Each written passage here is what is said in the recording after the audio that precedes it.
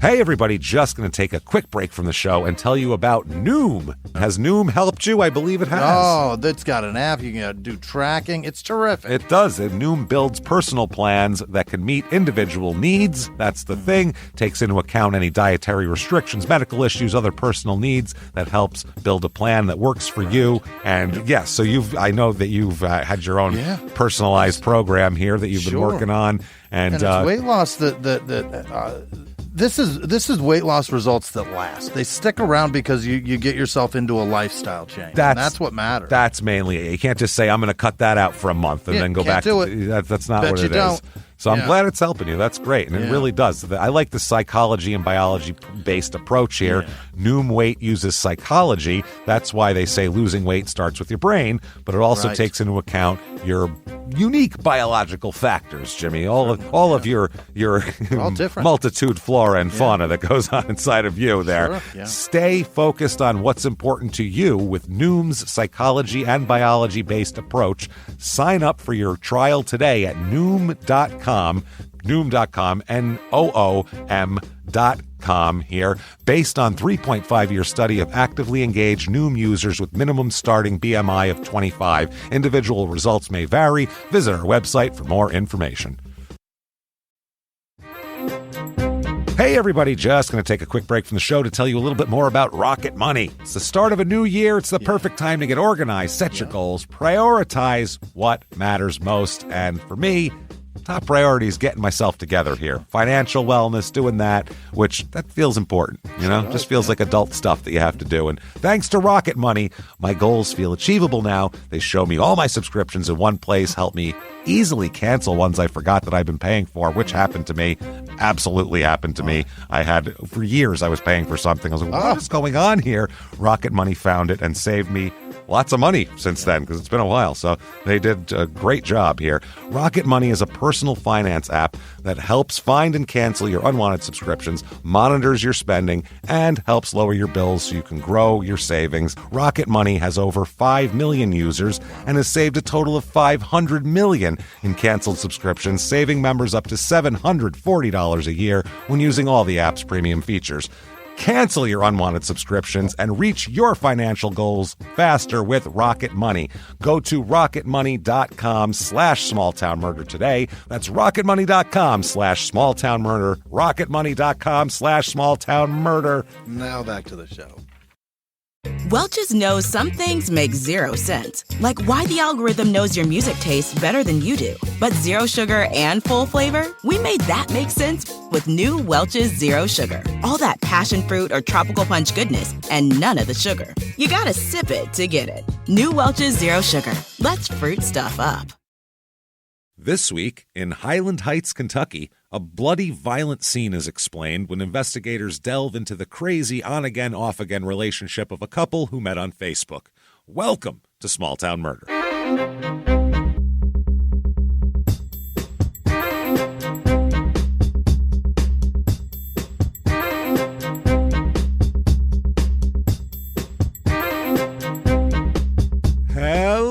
Everybody, and welcome back to Small Town Murder. Hey, yay! Oh, yay indeed, Jimmy. Yay indeed. My name is James Pietragallo. I'm here with my co-host. I'm Jimmie Whisman. Thank you, folks, so much for joining us today on another crazy edition of Small Town Murder, and no different today. It is wild. The train never stops coming. Good. It just keeps coming. It's full of cars as far as the eye can see. Ever stuck in a track and you go, wow, this is never going to stop. That's Small Town Murder. It's a train that'll never stop. So quickly, before we get started this week, certainly head over to shutupandgivememurder.com. Number one thing on the list here, live shows. Here we Sacramento, April the 5th. April 5th, Sacramento. You are up first. San Francisco the next night, April 6th. Yeah. You're kicking off our tour. Let's make it so fun. Soon. Check that out. A lot of dates are selling out, so get your tickets now, even if you want to go to Boston or New York in December. Trust me, get your tickets right now. Do that. Phoenix is sold out, and that's in December or November. Nashville, too. Nashville also. And so get your tickets to that. And also, Saturday, April 20th, our 420 virtual live show. Yeah. Just like a live show. Anywhere in the world with internet, you can be a part of a live show. We sit there, the pictures and everything, just like a regular live show, a crazy story. And we're going to also put some costumes on because we got a special little thing for you. We'll theme it up. Smoking apparatus that will scare Jimmie shitless when he sees it. It's going to be hilarious. So much fun. And that's available for 2 weeks after 2 weeks. That, too. So you can watch it as many times as you want. You can do whatever you want with it in 2 weeks. I don't care. Wipe your ass with it. Have fun. I don't give a shit. Do all of that. Patreon.com/crime in sports. What's there? Bonus shit. All of it. You can get hundreds of back episodes of bonus content that you haven't seen before immediately. Anybody $5 a month or above. It's a cup of coffee. We're going to give you a lot more. And we're going to give you 2 new episodes every other week. One crime in sports, one small town murder. This week for crime in sports, we're going to talk about Hans Riemann. Oh. He is the chess player that they think he had a vibrator up his ass to win chess tournaments. And this isn't the first time something like this has happened. So we're going to delve into the weird world of cheating. Cheats of chess? Cheating in brainy, strange sports that aren't sports. Professional board game cheaters. It's very strange. They'll go to any lengths, obviously. Clearly. And then for small town murder, a subject I've wanted to talk about for years here on a bonus episode, D.B. Cooper. I really want to talk about that. What a story. It's so cool, and there's been new stuff in the last couple years, and we'll figure out if anybody can ever figure this out. We can't wait. Patreon.com/crime in sports, and you'll get a shout out at the end of the show. Oh, you bet. Jimmie's going to mispronounce your name. That said, disclaimer time. Oh, boy. It's a comedy show. This is a comedy podcast. We're comedians. Therefore, jokes are made. It's going to happen. We can't help it. But there's nothing embellished for the sake of comedy or anything like that. These are murder stories, and they're really real. And that's what makes it touchy, obviously, to make jokes. So, there's different ways to go about it. There's nothing funny about an actual murder. This isn't any weird show where we're like, oh, yeah, they cut her head off. Ha, ha, ha. That's creepy. That's not what we're about. What's funny to us is, hey, I think I can get away with murder, and here's how I can do it. Here's the dumb lies I'll tell. That's hilarious. What the hell are you thinking out there? So that's what we're making fun of. What we go out of our way not to do, though, is we don't make fun of the victims or the victim's family. Oh, why is that, James? Because we're assholes. Yes, sir, but we're not scumbags. That's how that goes. Yep. So if that sounds good to you, you're going to hear a hell of a wild story. If you think true crime and comedy should never, ever go together, we might not be for you, but maybe we are. I'm telling you. Check it out. We've said it many times. Not as bad as you think. That's which is a very weird way to promote your show. But that's how we do it. That said, I think it's time, everybody. Yes. Let's all sit back, clear the lungs. What do you say here? Arms to the sky. Let's all shout, shut up and give me murder. Let's do this, Jimmie. What do you say, everybody? Let's go on a trip, shall we? Terrific. We are going all the way down to Kentucky this week. Oh, boy. Into Kentucky. It's right by Cincinnati, though, so it's in that area. It's Highland Heights, Kentucky here. Northern Kentucky, obviously, over there. It's about an hour and a half to Louisville, about an hour and a half to Lexington. So either way. And then it's about 10 minutes to Cincinnati, 10, 15 minutes. It's right across the river. Yeah, so you could smell Cincinnati. For sure. You can smell the sulfur waft over the river, I'm sure. And it's about 4 hours and 45 minutes to Paducah, Kentucky, which was our last Kentucky episode. Naked aggression and vicious violence, which is exactly what it was. That was a wild episode all the way across the state. This is in Campbell County, area code 859. The motto of this town, growth through progress. Oh. Yeah, there you go. Good was taken. Yeah, it's not really. That's as basic as you get. Yeah. They might as well have made it live, laugh, love. Like it's not even. Just sounds like something on a lady's kitchen. She put it up and they could have got real creative and punny with some soup puns or something. Nothing. Nothing at all. A little bit of history, not much here. We got a lot of stories, so we kind of buzzed through the town stuff here. The area was known as the Highlands since the 1800s. That's what they called it there. The District of the Highlands was incorporated in 1867, so a long time ago. Fort Thomas was separately incorporated from its northern area there in 1914. They got a local post office in 1927 and incorporated themselves as Highland Heights that year. They have Northern Kentucky State College here also, which was previously in Park Hills, and they relocated it here in 1971. Real powerhouse. Yeah, now it's Northern Kentucky University, NKU, of course. everybody's betting hard on them in the tournament here in March, I'm sure. That's old NICU. Going to NICU here, yeah, which is what they also call the neonatal care unit at the hospital, because that's where my kids were both born, in the NICU. Yeah, they call it. It's got a weird connotation for some people. So there's all sorts of that. That's kind of the city. It's not a lot going on. It's mainly a suburb of Cincinnati. I mean, that's what it is. A lot of people live in Cincinnati or work in Cincinnati, live here. Reviews of this town, we'll do a couple of them here because they're all pretty similar. When you live elsewhere like that, do your income taxes get taxed by the other state or by the state you live in? I think you get taxed in, I don't know. Or do you get double? I don't know. Well, they can't take double. Well, maybe they can take double state tax. Who knows? I'm not sure. Well, like when we perform on the road, we have to pay those state's taxes for that. Right. So, and then we also pay our own state taxes. And then you taxes. go home and you pay taxes home. because that's our crazy. income. But when we get our money, when we do a live show, they take it away before we leave. Yeah, it's gone. Yeah. It's gone in the thing. So they're like, well, this is what you're paying, 8% tax to whatever state. It is, That's how it goes. So I guess you would do that maybe. That's fucked up. I don't know. So you'd have to make a lot of money. I'm not sure. To make it worth it, Yeah, I'm not sure what the taxes are in rural Kentucky, really. I don't know how. I would assume minimal if you want people to live there would be my guess. Reviews of this town, 5 stars. Here's one. Highland Heights is pretty neat. Yeah. I was going to say, this is a high school student in 1957 that wrote this. It's pretty keen. Even though it is small, it has a Fortune 500 company and a pretty decent-sized college as the main focus. I've never lived in a place where I routinely talk to all my neighbors in a friendly, neighborly way. I would recommend it to anyone that desires a calm place to live. What's the Fortune 500 company? I have no idea. It's not part of the murder story, so I have no clue here. But they do have, this next person's going to tell you really the nuts and bolts of what to do here. Yeah, details. The community is very good. It's a 3-star review, by the way. This community is very good because it is a common experience to see people walking the streets, walking their dogs, or taking kids for a stroll. That's a weird sentence. That's a very strange sentence. This makes the community much more lively and feels like a real good place. English isn't their first language, right? Or they're they just suffer from Kentucky. One or the other. They either have a very tenuous grasp of the language because they just got here, or it might be a hill person. Been here too long. Yeah, one of the two. There is a good selection of stores and restaurants to choose from, such as, and these are the 3 they give you as the options: Cracker Barrel, Kroger, and Bob Evans. Okay. So any of those 3. Yeah, chain stores. Now, 3 stars. Here's the last one. It's hard to judge since moving here so recently.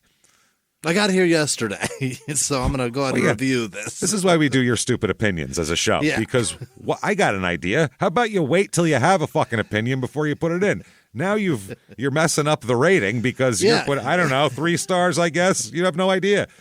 You're clogging this up for no reason. No reason. People of this town, 6,896 here. So very small. Very small, and that's including a Fortune 500 company and a college. Right. So a lot going on. If it weren't for them, Jesus. Forget about it. More female. The female-to-male ratio is way off here. It's 55.5% female. So that is... Wow. The college is probably a good reason for that because colleges generally nowadays have more female people enrolled. So more women enroll in college than men. So there's that. Median age here is 23.7 because of the college. So in the rest of the country, it's almost 38. Here, 23.7. So it's all skewed. Average. So that's fucked. All the rest of the stats are skewed too. 25% married because they're children. Most of them. The average person here is useless. Is going on their way to class. That's the average person. Has no idea how to do anything, but they have books in their hand.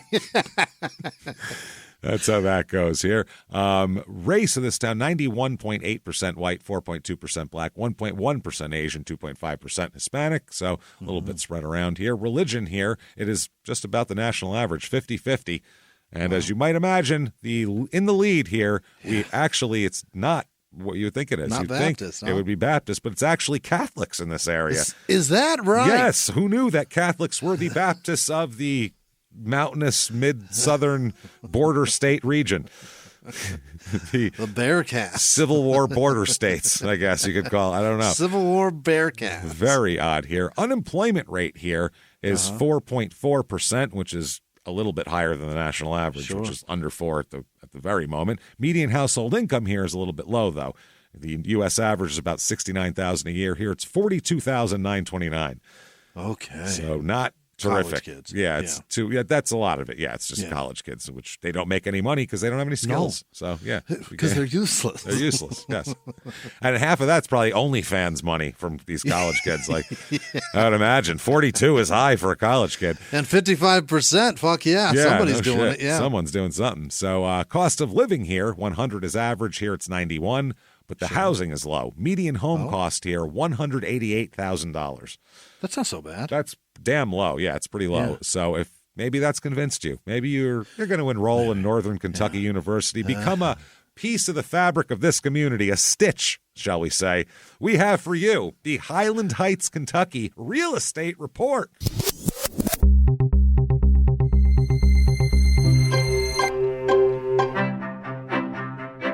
The average two-bedroom rental here is about $1,190, which is about the national average. And it's staying there because of rentals, there's college kids. Yeah. Tons of rentals here. There's not a ton of houses. As a matter of fact, the only place listing that's really in Highland Heights is a condo.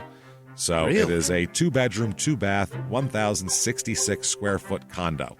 And it's a good-sized condo. $165,000 though for that, and it's got like old carpeting in it and shit like that. Really? Like, yeah, it's not like brand almost $200,000. Yeah, it's a little pricey, but if you buy that, that's something you can always rent that because there's a college there, so it'll always be rented if you have that. Mm-hmm. Here's a 3-bedroom, 2-bath, 1,558 square foot in nearby Fort Thomas. For some reason, Zillow calls this a Cape Cod house, which it is certainly not. Style? Cape Cod style. It's not a Cape Cod at all. It's just a fucked up house. It looks like I don't remember which one, but in one of the Indiana Jones movies, they had one of these towns that they would do nuclear blasts in, and they would have mannequins of like a mailman and like a guy out watering his lawn, and would see how much they would be fucking incinerated. Yeah. It looks like it was that's where it is. And they decided now that the radiation is cleared, we can rent these houses out and sell them. And that's what this house looks like. It's fucked up looking. It's very ugly. It's a dingy old stone house would be the best way to put it there. Mm-hmm. Yes, that is $72,000 though. Oh. So almost 1,600 square foot. So, not bad. And here's a 3-bedroom, 2-bath, 1,160 square foot house. It's cute, I would say, is the best way to put it. It sounds small. Yeah. Built in 1910. It's definitely been updated to HGTV standards, and it's one of those houses. But it is small, and it's a cute little house. It's nice, little old house. $263,900 for that. So, it's not that expensive of an area. You're not going to get no mansions around here, really, or anything. No. So, things to do here quickly. All right. First off, the American Sign Museum, just on the border across the river, technically in Cincinnati, but it's like really trying to get to Kentucky bad. Like road signs? Sign Museum. It is dedicated to the art and history of commercial signs and sign making. Oh. So, I mean, I like an old advertising sign that's cool, like from the 100 years ago or something. Those look cool. Mobile sign or something. I feel like this isn't that, though. I don't feel like this is like that.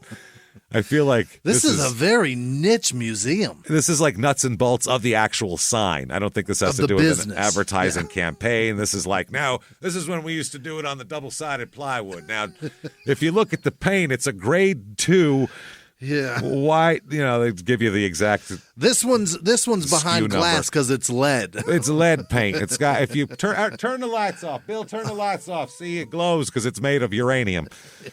That's how old it is here. It's proud to be the largest public museum dedicated to signs in the United States. Fascinating. There's 20,000 square feet of signs in this place.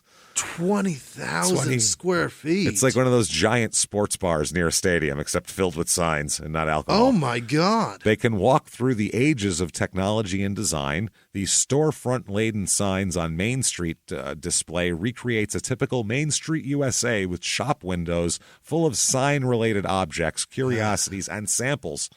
Great. You can even take the audio tour on your phone, like Alcatraz, but signs and not a fucking crazy prison. Don't forget to check out Neon Works of Cincinnati, the full-time neon workshop located inside the museum. You can see tube benders working their craft making signs for sign companies today. Tube benders. Wow. Yeah. There's 4 people going to that. I mean, just put your tube away. Yeah. That's oh my goodness. Calm down and put your tube away. Put down your tube there, pal. There's why? Who gives a shit? How long can you watch somebody bend glass? Like for 3 seconds, you go, oh wow, that's how they do it. Okay, and then you walk away. Otherwise, who cares? They heat it up. Look at that. Look at that. And then it's softer now, so it bends. Then it makes it pliable. All right, yeah, I guess that makes sense. And then also the Cincy Brouhaha, which sounds awful. It is America's largest beer and comedy festival. Oh, yeah. That's a great gig right there, Who's boy. part of that? Well, let me tell you. Yes. It returns to Cincinnati Sawyer Park for its 13th year of painful torture. Yeah. I added that part. Featuring 40-plus beers along with over 25 comedians on 3 stages. 25? The comedy is free, by the way. So Fantastic. That's who's there. Yeah, they're Nobody, great. because they're not paying anybody. They're paying people $50. Enormous comedians. So local Cincinnati comedians are performing a very, very frustrating gig. That's what that is. College boys are saying horrible things on a stage into a microphone. While throwing free beer at you. Yes. This IPA sucks. And they free you with comedy. Ugh, that's never good. Crime rate in this town, what we are interested here. Property crime is about half the national average, which is odd for a college town.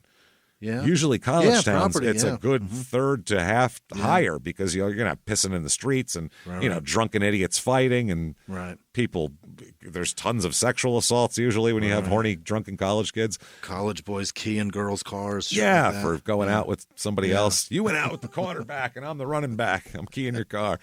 Violent crime, though, murder, rape, robbery, and, of course, assault, is about 1/3 of the national average. So 2/3 low, which is, again, very safe place. I mean, this is 6,000 people. Yeah, it's like Mayberry with a college, it sounds like. It's 6,000 people with 4,000 women, James. That's why it's safe. That's probably why. More women. And the faint crackle of Cincinnati gunshots across the river gives you a, hey, let's keep it cool here, maybe. Maybe that's what it is. Cincinnati can be a terrifying place. It sure can. There's spots. Yeah. That Uber driver, that neighborhood he dropped me off in. Yeah. We were looking for Bogarts the first time we were there. He just dropped me off in a neighborhood and was like, here you go. I think this is it.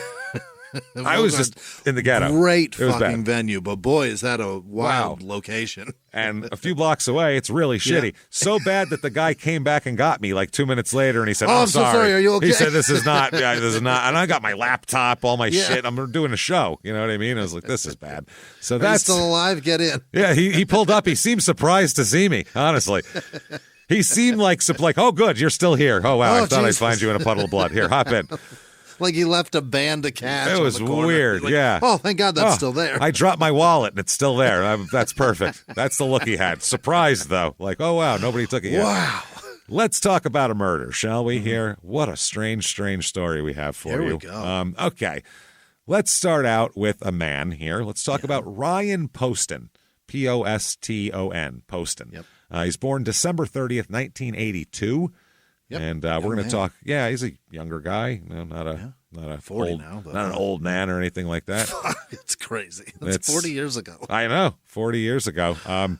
He's born in Fort Mitchell, Kentucky. Mm-hmm. His parents are Jay and Lisa. His parents divorced when he's a baby, like 1 year old. They figured it out early. Huh? Yeah, they figured that those 2 a.m. feedings broke them. I feel like. They broke them. He'll end up having 3 younger sisters as well from his mom's relationship here. Okay. Yeah. That was their first kid, and they were like, fuck this. We cannot get along. But the weird part is they get along outside of that. Like, they have a very good relationship, his parents. His mom gets remarried really quickly to a man named Peter Carter, and Ryan thought of Peter as his second dad. That's all he ever thought of, because he was always around, and the guy was real accepting of him, and raised him as his own. And the father loved him too. And there's pictures of them all hanging out together with arms around each other. It's terrific, very nice. Ryan loved his stepdad so much he changed his middle name to Carter. His middle name? Middle name. He gave himself the middle name of this man's last name. That way now he's Carter Poston. So that's his two. That's a benefit of having a very first name for a last name. He almost hyphenated it, basically. Yeah. Almost is how he did it. But that's pretty But he put it in front of the other last name, that makes a statement too. Does it? I don't know where you put that. I don't know what the if you put it like after your name, it shows a little more respect to like what was already there. But putting it before, because most ladies will hyphenate a last name and they'll put their first name, the maiden name before the new name. Yeah, their maiden name first, and then they go with that after. That's whatever the the traditional asshole's name is. Yeah. Okay. Yeah. Interesting. And so if he's going hyphenated, it would be Poston Carter, but he's going Carter Poston, which is like. That's a little more. Well, he didn't want to change his last name, I think, so he just stuck it in the middle. So just as a respect thing. It makes sense. Yeah. This is a very nice thing to do here. Sure. The Carters, though, they moved the family to the Philippines at one point. He ends up going to high school in the Philippines and in Europe as well, Ryan. Wow. Yeah. Not because of the military or any shit? Or been around. No, he's just a business guy. His family, he comes from very successful stock, as we'll talk about. His success goes back generations. His parents are successful. Everybody's fine here. So he studied in Manila and Geneva while his stepfather was working overseas. Yeah. And these are like probably expensive expat schools too. Yeah. These are pricey places that that Kim Jong-il sent Kim Jong-un to and shit like that, because I think he went to study in Geneva as well. He graduated high school, and then he ended up going to the Indiana University. So. Okay. And then he had a triple major, by the way. Triple, which seems really ambitious, I would say. That seems busy. Wow. Political science, history, and geography. All of the ones I'm terrible at. You have to know where something is and what happened in 1821 at that place. And who did it. And who fucking did it. And why, because it's political science. And why did they do it? What was the benefit to them? Tell me exactly where World War I started, why it started, and the date it ended, Jimmy. There you go. He would know all that shit. Incredible. He'd know longitude and latitude. He'd tell you all about the Archduke. Where it started, why it ended, and the peace treaty signed, and who fucking signed it. Yeah. Unbelievable. He'd be all about Versailles. It's all there. So he goes there. Then he goes to law school. He goes to Northern Kentucky University to law school. Okay. And that is the Salmon P. Chase College of Law, which obviously we've both graduated from. Yeah, as everyone knows. My days there. Oh God, it was a dick. I loved it though. Tromping around through the halls and all the, all the partying and all the tort research. It was something. Really enjoyed it. Thompson and that damn dog of his. Now his grandfather, Ryan's grandfather, was James R. Poston Sr. He was a graduate of this law school as well, and was the former senior counsel for PG&E. The power electric company in California. Yes, and the vice president of the Committee of 500 that rid Newport of vice and corruption during the 1960s. He made Newport Beach be Newport Beach? I don't know if it's Newport Beach or not. Sounds it just like says Newport. It might have been Newport News, Virginia. I have no idea, or maybe like Newport in New England, there where it's the hoity-toity people. I'm not sure.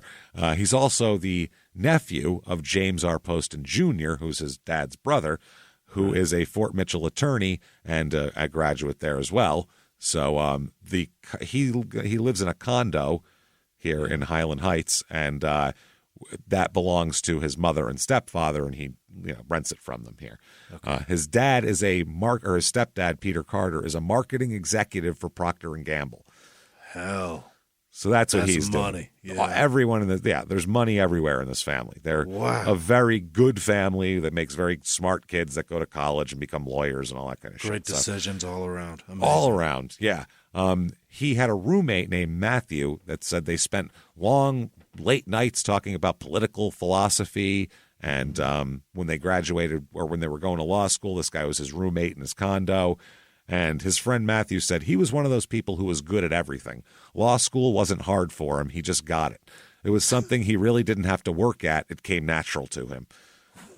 That is really annoying. What? That really pisses me off. Law school. How fucking dare you? How dare you?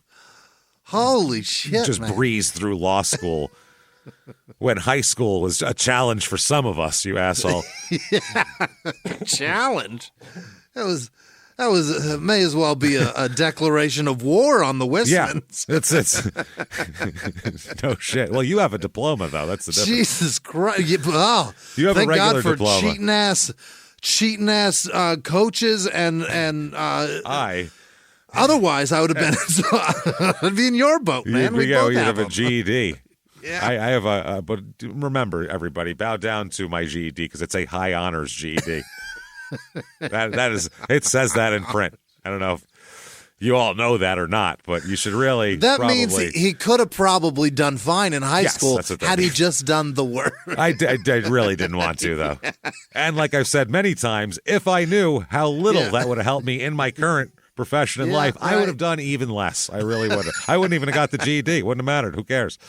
I graduated with a 1.2 GPA. Jesus, and this guy's breezing. Average. This guy's breezing through law school. Motherfucker. Comes natural to him. Wow. His friend went on to say, "I always said I wouldn't be surprised if Ryan ran for Congress at the age of 30. He was that kind of guy.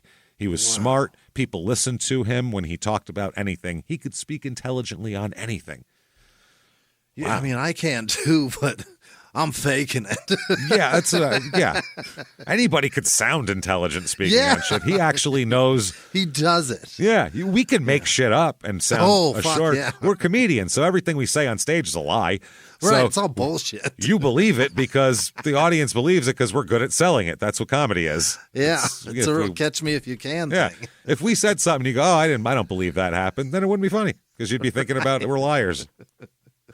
So he starts working as an attorney because he graduated from law school. Right. Starts working in Cincinnati. A friend of his from Cincinnati said, in the 10 years that I've known him, he's never once raised his voice. He's always been the same, super nerdy, super sweet. Calm. Yep, nose to the grindstone. Yeah. Work, diligent, do your thing here. Hey everybody, just going to take a quick break from the show to tell you about the safest sponsor ever, Simply Safe. Absolutely, these people will keep you safe. It's amazing. You know that every 26 seconds a burglary takes place in the United States, according to the FBI. That means that by the time this podcast is over, dozens and dozens of homes will have been targeted, ransacked. God knows what happens here. So protect your home before it's too late with Simply Safe proactive security system. Simply Safe helps stop threats before they even have a chance to break in. Named Best Home Security System by U.S. News and World Report 5 years in a row. And by us for about the last 8 years as well. If you trust us, believe me, you want Simply Safe. So visit simplysafe.com/small to claim 50% off a new system with professional monitoring plan and your first month free. That's simplysafe.com/small. There's no safe like Simply Safe. Now back to the show. This show, Small Town Murder, is brought to you by BetterHelp. Get yourself some therapy, everybody. Honestly, here. We often hear about, red flags that you should avoid. Hey, that's a lot of a thing. It's become a real phrase now, real cliche. But why don't you focus also, you look at green flags in friends and partners. Look for good things as well. Right. And maybe you're not sure what that looks like, though. Therapy can help you figure that out. What are positive things? What are the green flags? And then you can practice them in your relationship. It's absolutely a fact. And so, honestly, we absolutely are huge advocates for this. It really, really helps. BetterHelp is fully online, making therapy affordable. It's convenient. They serve over 5 million people worldwide. You can access a diverse network of more than 30,000 credentialed therapists, wide ranges of specialties there. Here's the coolest part. You're not getting along with your therapist, you're just not feeling it, you can switch at any time, no extra charge. Wow. The thing is, they want you to get help. That's it. And you can do it with BetterHelp. Discover your relationship green flags with BetterHelp. Visit BetterHelp.com/smalltownmurder today to get 10% off your first month. That's BetterHelp, HELP.com/smalltownmurder. Now back to the show. His dad, Jay, was often at his condo. He would hang out there with him all the time, which usually would be the other way around. But he goes there and he does shit for him too. He'll clean his real dad. He'll clean his apartment for him, just clean his condo for him, which is a very strange thing. I couldn't imagine my dad coming over cleaning my apartment. It'd be the weirdest thing in the world. It's strange. And my kids are disgusting, and they trash their bedrooms, and I don't want to go in there out of respect for their privacy and their things. I mean, I'd certainly go in there and clean it if they asked me to vacuum or whatever. But I don't want to go touch their shit. Yeah, that's another thing. Yeah, if it starts to smell from there, that affects you. Yeah. This is this guy's apartment. Your dad could be like, "Fucking, I don't know. You're a lawyer. Hire a fucking maid. What do you want from me? I'm your dad. Law your way through it, man. Yeah. So law it up. You can talk somebody into cleaning it use a legal argument. So sue somebody. He said that he would go over and just talk about world events. And I guess Ryan really was interested in, he loved politics and kind of the nuts and bolts and policy stuff. And his dad said that his favorite book was the dictionary.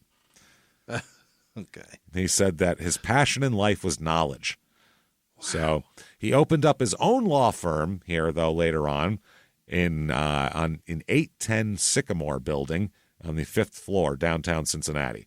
Yeah. His practice focused upon mainly personal injury cases and car accidents, which I guess that's how you start. That's what you got to, right? Yeah. An attorney who worked across the hall from him said he had a strong feeling of wanting to help people who wouldn't otherwise have access to the legal system and who might be steamrolled by the legal system without someone there to help them.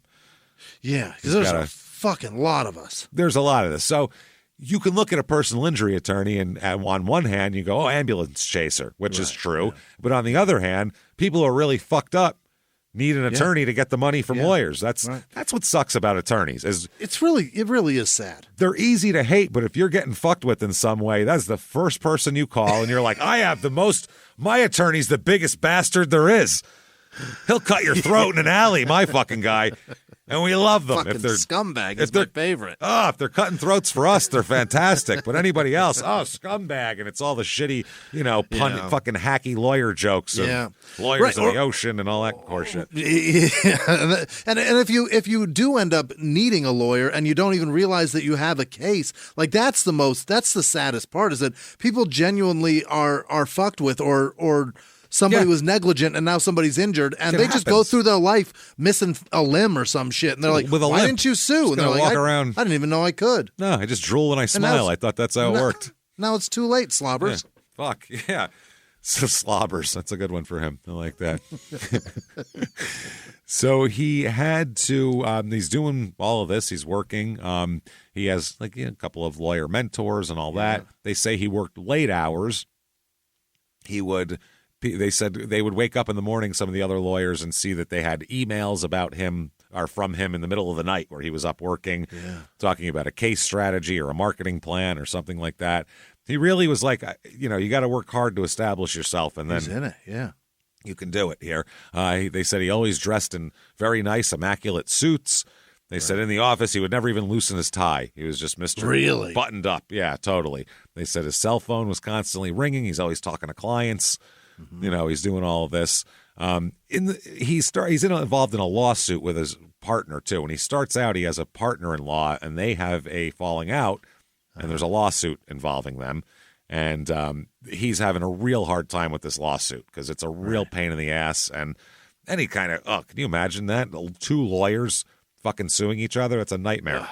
I don't want to sit in a fucking courtroom and listen to that shit. Two unreasonable people being unreasonable. This is great. That are good at this. And have personal beef with each other too. It's a really nasty fucking formula for bad stuff here. So it's a bad burgoo at this point. So see, we're in Kentucky. I'll use the local here. Yeah. Which also you could call Skyline Chili a gross burgoo also, because It is. That's exactly what it is. Yeah. I'm sorry. I know you guys. It's a local delicacy. You're out of your fucking minds. I don't know. No good. You know what? When I know someone who my cousin knows this guy who was in prison for like 10 years, and when he came out, he didn't like good meat. He only liked like bar-S hot dogs because that's what he got in prison. So you can get used to shit for a long time. That's what you people have got. You've got shit. Demand better. Yeah. That is somebody's diaper remnants they just dumped on top of pasta, and you guys say thank you. It's disgusting. Yeah, Cheese Whiz exists. It doesn't make it good. Jesus Christ It doesn't almighty. make it a fucking brie. No. God, Jesus, no. Although it is good. Cheese Whiz. It's fine. It's certainly. I'll take some Cheese Whiz. It certainly goes on things, but it's not fucking Tillamook. No, obviously. There's a time and a place for Cheese Whiz, everybody. We all know that. There's a time and a place, and it's when you're drunk and it's on a cracker, and it's over your kitchen sink at 1 a.m. That's the time and the place for Cheese Whiz. And you've sliced a summer sausage off of a stick of it. Yeah, you got hunks of it sitting next to you. You got a cracker, and you go, and you make an Oreo swirly, or not Oreo, a Dairy Queen, Dairy Queen fucking ice cream cone swirly on top. Soft-served cap. Yep, that's how it goes. So he's also has a girlfriend through much of 2010, 2011. He's got a girlfriend named Lauren, real pretty blonde chick. Really? This guy pulls some very attractive women. We'll say. Good. There's something about being a young lawyer and living in the northern Kentucky area that really separates you from the crowd or some shit, because where do you hear the women? It's wild, this guy. He's insane. Well, I'm sure that the word lawyer in Kentucky anywhere, certainly, anywhere. And he's got money, and he comes from money, and he's a decent-looking guy too. He's not like he's not a troll either. He's actually a hitty. He looks like one of those guys that maybe like blossomed after high school, and now he's like he was a nerd. Now he's a handsome lawyer. You know what I mean? Oh, good for you. He's enjoying his life. Lauren and he though break up after about a year and a half, and sometime in 2011 they break up. Yeah. So it's at that time where he's got a step cousin. So I assume it's his stepfather's stepdad's somebody in there. So brother or sister's kid. Something like that. I think it's a woman, the step cousin, steers him toward a girl on Facebook that she knows, okay? Shows him her picture. And it's a picture of this girl and a friend standing on a balcony in Daytona Beach wearing bikinis. Fucking yeah. So that's the first picture he sees of her. And she's very attractive, too. Yeah, she's got a bikini picture on the internet. She knows. She's completely confident about posting it. It's one of those. She's very well aware. She's 19. So he's 29. She's 19. We got some age difference here. But she's also like a very studious type student, and she's all, she does well for herself here, actually. In the picture, she was 19, I think, so she's a little bit older when this goes on. Her friend says that, they have the correspondence back and forth here, and I guess on Facebook. On Facebook, yeah. Like I said, if you ever think that you have any privacy, think about whatever's going to happen, and then think about two assholes are going to be reading it later. So be careful what you write. We in know the words they said. Oh, boy. Well, yeah, of the initial meeting. He sent her a friend request, and she accepted the request and sent him a message right away. She said, how do I know you? And then said, you're gorgeous, by the way. She said that. She said that. He's like, damn. Usually I'm the creep. That's what a guy will think. Usually I'm the one who's got to figure out how to bring up that she's hot. This is fucking great. How do I know you? You're smoking hot. Smoking hot. And Ryan doesn't seem like he's the most smooth here. He replies, you're not too bad yourself. Ha ha. Ha ha. He put on it. Ryan is not a player like that. That's what I mean. His earnestness must be what's getting him women, because it's certainly not his game, because I don't see. Maybe the ha-ha is indicative of ha-ha. I don't even know what to say, so I'm going to say something stupid. I don't know. Ha-ha. Who knows? Now, the woman he is talking to is Shayna Michelle Hubers is her name. We'll talk a little bit about her. Family background, not so great. She's got a weird family background that we'll talk about more of that as this goes here. She's a Shayna. Shayna. Shayna. Shayna. Oh, boy. Shayna Michelle Hubers. She does very well in school. She's very studious. Honors classes, straight A's, a huge shelf full of academic trophies and all that kind of shit. Very competitive also. Really? Oh, yeah, very competitive. She won the attended the prestigious Governor's School for the Arts for vocal music during the summer of 2008 as well. And she's got a voice of an angel? Voice of an angel. And that's the fucked up part is I've heard her sing because it's on video. And I'm like, before I knew anything about her background of singing, I went, she's actually not bad at singing. I thought to myself, and I find out her background. She shows it off in a real weird way later, though, that is, let's say, contradictory to her goals. So I can't wait. Here we go. So she graduated in 2008 from Lexington's Paul Laurence Dunbar High School there. She went there in 2008, graduated from high school in 2009. Okay. All sorts of academic trophies. Also known to not take breakups very well. Not good at what do you mean? Shayna is bad at being told no? Shayna will not accept no for an answer. Absolutely not. She's like, have you seen me in my bikini? I don't think so. I'm a Shayna with a hot bod. You don't tell me no, I tell you no. She's got excellent penmanship with a Ford key. Oh, absolutely. She will dot her I's with a heart with a key on your car door. Don't you worry about that. That's what kind of Shayna we're talking about here. She loathes that some keys don't have the metal part anymore. Oh, she's really pissed. She's got a campaign to stop automatic. She hates key fobs. Hates keyless entry. Just the worst. The worst. Anti-keyless entry. It's really disarming me. She went to college and a petition writing course, actually.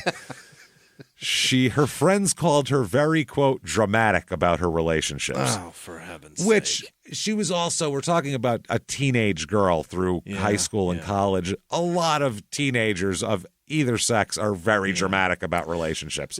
Well, processing rejection when you've probably had a lot given to you is not easy. But if you're smart and hot, fuck, that'd be amazing. You'd feel like, whatever. No, smart and hot equals even less ability to digest it. To digest it, but what do you think her bench is probably deep? How many guys are lined up to try to go out with this chick? It doesn't matter. You don't get to tell me no, I tell you no. I am Shayna. I understand. Yeah, that's what it is. I don't understand the time wasting of that. I'm very much. If you reject me, I shrug and go. That's it. Right, I'm not going to try anymore. We're done. That's it. I understand. That's all. I get it. I don't know how you lasted this long. You guess who owns mirrors? Fuck you. Hats off to you. I give her one of these, a little with my hand, a roll of the hand, good day, and a bow, and I say, good day to you, ma'am, and I leave. It's been good while it lasted. I got more than I deserved. I know. I figured. So I assumed. Knew it was coming. She was studying psychology at the University of Kentucky in Lexington. In 2010, she made the Dean's List as well while pursuing her degree in psychology. She graduates in 3 years with a psychology degree. Graduated cum laude. So, she is Shayna. Yep. She is the loudest, coming, smartest, sweet singingest, key fucking scrapingest Shayna you ever met in your life, boy. Fantastic. That's right. So she moves on to a different school to get her master's degree. So you could see why he'd be interested in her, too. Yeah. She's not just some dumb young chick. She's got a and she's not even settling with a 4-year. She wants the next one. Yeah. Not a great decision here, though, I don't think. I mean, a nice decision, very kind, but also weird when you have that much college. She wants to get her master's in high school guidance counseling. Babe, that's... Yeah, all that college to make $36,000 a year, huh? You're going to be paying those loans a long time. Yeah, that's something you do when you're rich, I guess, and you're independent. Your family's wealthy, and you have a trust. So you're like, I'll give back. If you need to make money, that's not the way to do it. I'll be the one in the family that gives back. Yeah, I'll be the one. Fuck it, I don't need this money. She also does some modeling on the side here and there, and she's a pretty smart girl who can sing. Yeah. So these two seem to be kind of a storybook picture. I mean, it's and for like a a lawyer's wife that does that, like a meager salary, but like helping support children. That's amazing. And also, he wants to do good in the community. She'd be doing good in the community. They'd have a thing. They'd have fundraisers to go to, and he'd be going to high school things and all that shit. Mm-hmm. Now, she, by the way, is pretty jealous while they're dating, especially of his ex-girlfriend, Lauren. Even though they don't talk anymore, she found pictures of Lauren on social media and said, oh, hell no. That is Lauren's hot. Lauren is hot. Yeah, she is. They're both hot. It doesn't matter. We're talking every girl involved in this story. Every woman in this story is hot. There's no I feel bad on my look. None of that. They're all hot and they all flaunt it and they all like it. So everybody's confident and hot in this story. God, all it around. must be nice. Very rare for small town murder to have a story. Here's a story about a bunch of attractive people. We never get that. We're usually like, okay, he's got one of his eyes is sort of below his cheekbone and the other one's up above his eye line. And, and surprisingly enough, he rapes people. And then he raped a woman in a shed. And, she only had one leg. It was very sad. And she the whole thing is usually like that. And this is different. So she would save the pictures of Lauren and ask all of her friends if they thought that Lauren was more attractive than her. Shayna, Shayna knows. And there's so many people listening going, shit, I've done that, because that's just human nature to do that. Stop doing that. It doesn't help anything. Insecurity. And what one of your friends are going to go, I don't know, dude, I'd fuck her way before I'd fuck you. Who's going to say? Who's going to say that? She's hot. You're gross. You go, no, she's cute, but you're way hotter. That's you have to say that. They all say. Yep. So they break up several times over the course of the relationship. This is a roller coaster with loops and it goes underwater for like 10 seconds. It's a wild roller coaster. It's a long one. You gotta really be careful on it. God, Jesus. She said, though, it was weird because she would they'd break up, but then they'd get back together and it was like everything was normal. She's not living there, but she has a key to his condo. Keeps toiletries there. There are tampons in his house. Well, and that's for a reason. That's toothpaste. There's moisturizers on the counter. Things like that. Shampoo in the shower. Absolutely. That's what it is. She bought a shower curtain and a shower curtain liner to that she liked better in the bathroom. She bought matching curtains to hang in his bedroom because he's a guy and didn't care and had fucking unmatching. I'm sure one was like a Cincinnati Bengals curtain from when he was 12, and the other one was a sheet. He doesn't care. The other one had sailing logos all over for no reason. Doesn't give two shits what's up. In Kentucky, all the sailing is done. Yeah, lots of nautical shit. Lots of ports there. The port of Kentucky is one of my favorites. That's if I ever make it really big, I'm going to have a yacht and I'm going to have it moored in the port of Kentucky. If only I could. It's a straight shot from all the shit in Vietnam. It goes right there. Kentucky. Yeah, you don't even have to fuck with any canals or Suez or Panama. All the shit made in fucking Taiwan goes right to Kentucky. Everyone knows that. It's in Lexington before sundown. So she spends time with his family over Thanksgiving 2011. He brings her to all the festivities and everything like that. Around Christmas time of that year, for Christmas, I guess his mother, Ryan's mother and stepfather, gave her a Michael Kors purse as a Christmas present. Nice. It's a $300-$400 purse there. Yeah, it's a good one. She said, because they knew I liked the brand. Right. They even got a kitten together for a little while. What? I don't know what happened to the cat, but they gave it away or some shit after a while. So toiletries in your you got a pet in your together. house. Yeah. You have a pet.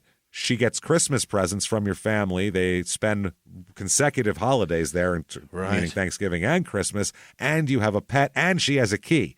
Right. You got yourself a girlfriend, a serious girlfriend that is 75% of the way living with you at that point. Yeah.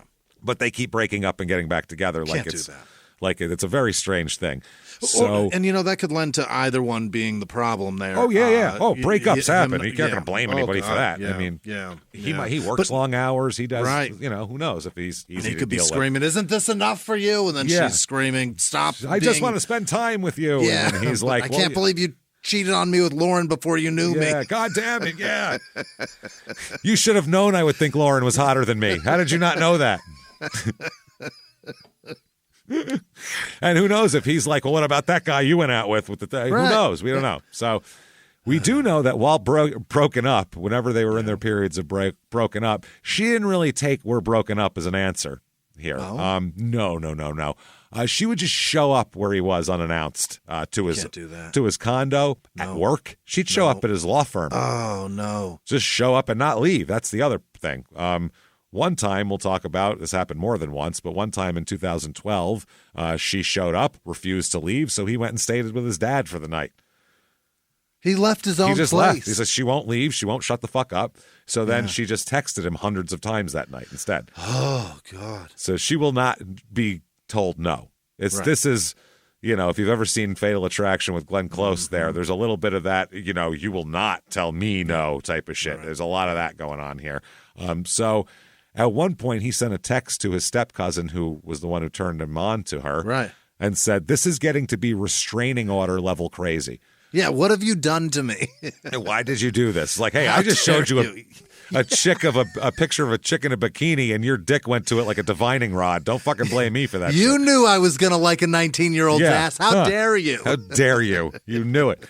He said she's shown up at my condo like 3 times and refuses to leave each time. Another time he said that she had sent, quote, 75 texts in the last hour. Oh, my. And he can't turn his phone off because he's a lawyer, and he says he has clients calling him, and he needs to be available all the time to people in case something happens. So one of his clients could call from jail at 3 in the morning. He's got to go get him.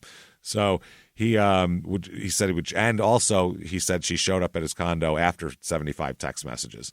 Good Lord. One night in August of 2012, I guess Ryan showed up at his dad's house with his briefcase and his computer and some clothes. Brought his computer. He just had his stuff like Steve Martin in The Jerk. Just all I need is my laptop and dragging a pair of slacks, these jogging pants, and this sport coat.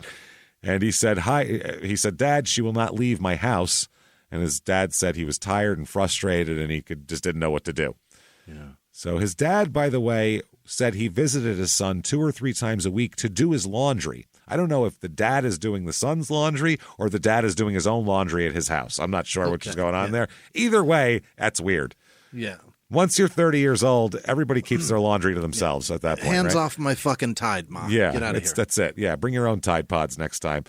The dad also said that sometimes she was around, and he said that his son ignored her a lot. It was just like ignoring her. Like she was there clearly against his will, and he would ignore her, which is, dude, tell her to get out or fucking say you or marry this chick. Just pick one. You can't just let it ride like that. Call the police or just fucking don't. Either draw a line in the sand or don't. This guy just did like a tenuous, well, I guess we're broken up, but if you don't accept that, I guess we'll sort of get back together.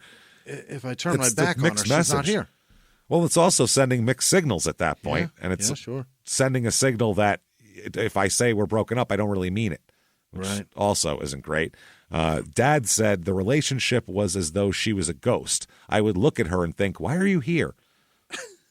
What are you doing here? He won't even talk to you. Why are you here? Yeah. Dad also said Peter and I, meaning the stepfather, told him over and over, this girl needs to go, but nice. They said, always be respectful, always be nice, because it speaks to who you are as a man.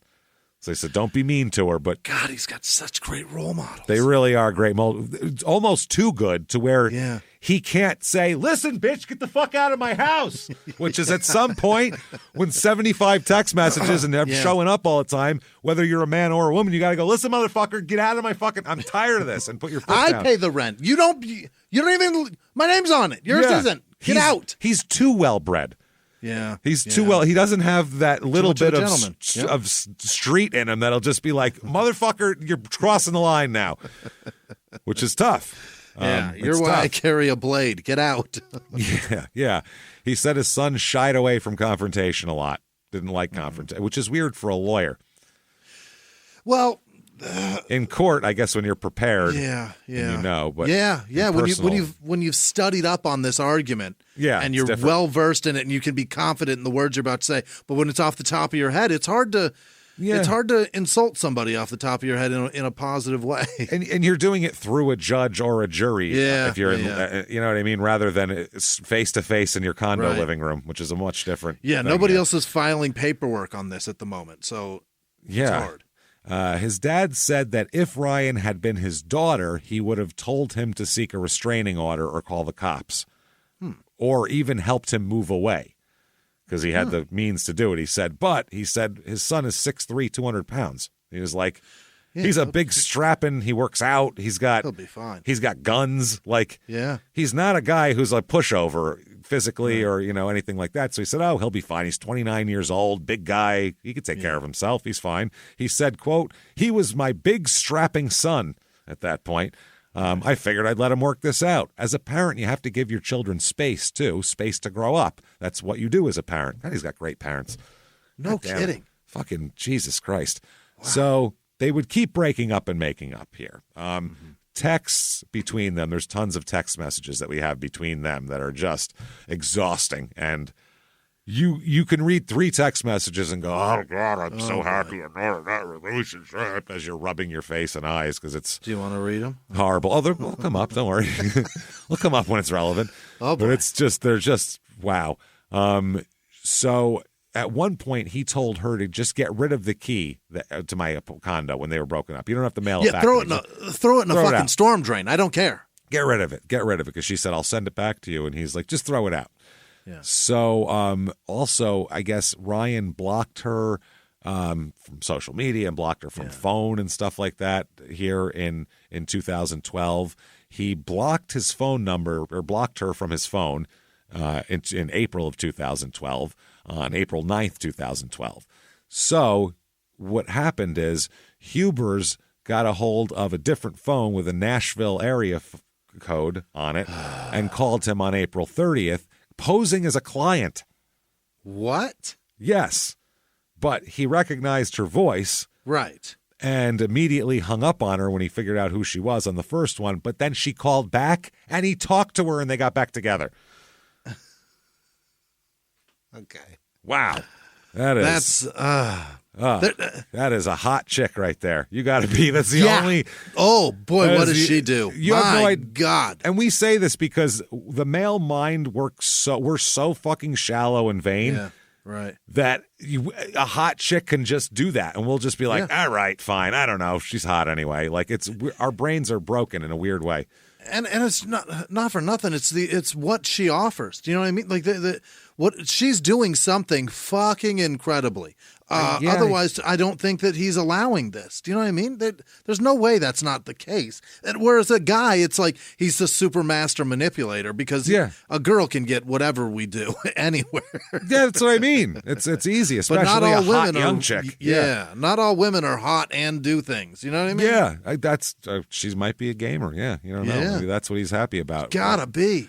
And like I said, she's also smart and she's pretty charming too. I've heard her talk. So an attorney friend who worked in the same business described 2 different times that Hubers showed up here in downtown Cincinnati and she seemed odd. One time after Ryan said he had broken up with her, she showed up with a brown bag because he had forgotten his lunch. So she showed up with a lunch for him, even though they were broken up. And then another time, she was in the law building, I guess, without a chaperone. In the building, you're supposed to have a security person escort you, and she talked her way through that. And he said he called that a, quote, combination of weirdness. She's just wandering throughout the law firm, which was strange. So another thing that was interesting, her mom put money into her bank account for a trip to Indiana, and then later she found out that her daughter was actually in Hawaii. Didn't go to Indiana. She went to Hawaii, which is a big. If you've been to Indiana and Hawaii, you know the difference. There's a big difference. It's a big value difference, too, in plane flight. Yeah. Well, no one ever says, let me show you my pictures of my trip to Indiana, usually. That's not usually how it goes that I've seen. Yeah, when you get off a plane in Indiana, they don't say anything to you. No. They don't drape flowers on you, that's for sure. Oh, God, no. Jesus. Here you go. Here's a scantily clad woman putting flowers around you.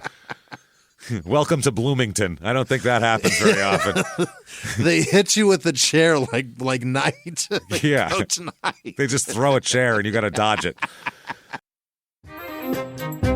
Hey, everybody. Just going to take a quick break from the show to tell you a little bit about Sono Bello. You know, the most known secret with celebrities and influencers and all these famous people is so many of them have had lipo. They've had lipo, whether it's a little touch-up here or a total makeover. Yeah. Nobody has a perfect body. That's the thing. No. They may look like it on TV, but there's things that help that. Absolutely.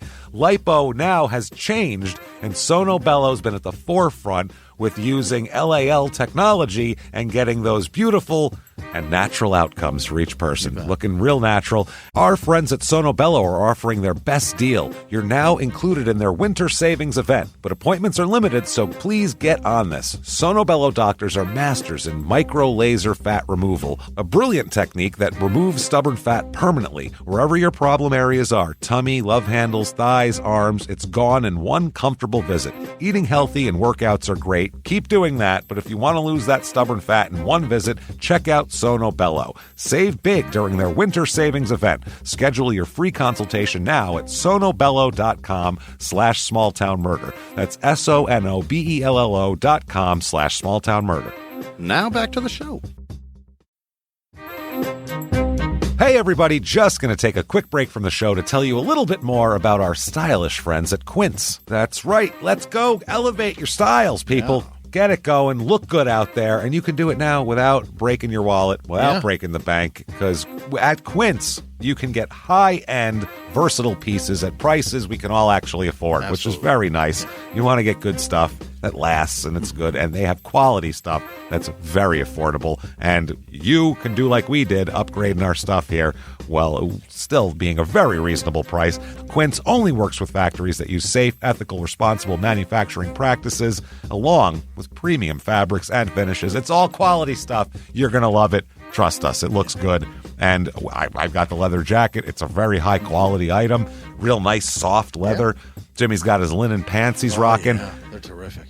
Come on, be like us. Be fashionable. Get in there with Quince. Indulge in affordable luxury. Go to quince.com/smalltownmurder for free shipping on your order and 365-day returns. That's QUINCE.com/smalltownmurder to get free shipping and 365-day returns. Quince.com/smalltownmurder. Now back to the show. Hey, everybody, just going to take a quick break from the show to tell you a little bit about a very cool place, Thrive Market. Yes, we are both looking to get into the healthy swing this year. The problem is I don't know what's in everything, and I don't know if even I'm qualified to even read the labels to know if that's good or that's bad. Right. There's chemicals and things, and there's things floating around. I don't know what I'm doing out there. One of my favorite features, and I know you were talking to me about this, is the Healthy Swap Scanner in the Thrive Market app. Yeah, it's simple. You scan any item, and it'll instantly suggest a cleaner, healthier grocery alternative, which is it's great. Amazing. Yeah. That's great. Thrive Market also takes the guesswork out of finding these safe, healthy foods. For example, like I'm trying to get my protein intake up for energy. I'm always moving around. I need stuff, and I love that you can filter their site by the high protein options. Nice. It's very cool, and you can personalize this portion, and you can put filters on it. And get ready. You should be ready for a junk-free start to 2025. Get ready for it and head to thrivemarket.com/smalltownmurder and get 30% off your first order plus a free $60 gift. That's THRIVE market.com/smalltownmurder, thrivemarket.com/smalltownmurder. Now back to the show. That's how it works. Get out. Get out. Go. We don't need you here. So they break up more times here. She's seeing other guys when they break up, too. That's the weird part. She's not. She sees a bunch of other guys. So she, moves on, but then doesn't move on. One of the text messages she'll send to her friend says, "I'm in love with Patrick." Okay. Good for Patrick. That's great. Yeah. That's a little annoying. He hangs out with this one guy that won't go away. Real weird. Then she also texted a friend about a sexually transmitted infection that she had. Uh-oh. And her text was, "Who knows who I got it from," right? Wow. She didn't even know where she got it from. So not to slut shame. That's not what this is. This is just, know where your STD came from. That's intense. If you're not sure of that, you might be, That's a lot of phone calls you got to make to warn other people. I don't think she's warning anybody. I think no? she's going to run across the phone call that the guy says, no need to warn me. I knew. Yeah. I probably gave that to you. Where do you think you got it from, sweetheart? I've had a rip roaring case for about 6 months now. That's called a calling card. Oh, boy, yeah. You guys take a little piece of me home with you. That's what that is. So at one point, Ryan texted her, you need a lot more validation and affection from men than I can give here. Somebody had sent him photos of her with another guy in Lexington when she was supposed to be in Indianapolis, which some lie. Another phone messages here to others described what she did whenever they broke up. Ryan said, quote, she dresses up looking pretty and she just shows up and then she won't leave. So she'll just show up looking hot at his doorstep and she'll just be like, no, I'm not leaving. I'm just staying here. I'm just going to be here. It's fucking weird. He would write his friends and say that he ended up taking her back because he, quote, felt bad. I felt bad. She'd cry and get all sad, and I didn't know what to do. So the other people said that it was just a very tumultuous relationship. In one message, they said, Ryan, this was a friend of hers telling him, Ryan, Shayna is more upset than usual. For the love of Christ, can you call her and tell her you love her? Think about the long night this friend had with her. Yep, that is the person saying, I got work tomorrow, man, for the love of Christ. And she's more upset than usual, 4 dots, an advanced ellipses, even more. Yeah, I put up with a lot less than this, man. This is the love of Christ. Can you call her and tell her that you love her? Please. This is too much. For me. Now it's a personal favor for me. Understand? At one point when they were broken up, he got a series of harassing text messages from a phone number that wasn't in his contacts, just some strange phone. So turns out though, this phone was a number that was in Shayna's contact list. It was a friend of hers. She took her friend's phone and fucking did these things. One of the messages was lose the beer gut and get better at your job. She texted him. She was just sending him like abusive messages that not attributed to anybody, just shit like that. She then sent her own phone the text messages, the screenshots of the beer gut things. Wow. And she said, I texted Ryan from a friend's phone, check it out, and then sent it to somebody else. Look at what I'm saying to him. Isn't this cool? They called him fat, aren't I funny? Yeah. She also did internet searches on a woman that he friended on Facebook in January 2012. She's keeping an eye on his friends list and watching it expand and then stalking the women. Then Googling them and researching them. Somehow that woman then became her Facebook friend as well, so she could more stalk here. Eventually, these two had met up to go on a date later on, Ryan and this woman. And her, But she hacked into his Facebook account, is what she did. Then she could monitor communications and block people that she didn't like. So she would block these women, and they'd think they were blocked, and then they would think it was over, and then that was that. So that's how she would do that. What a dick. Yeah. One coworker said that, quote, she'd call him 50 to 100 times a day sometimes. A call, not even text, call.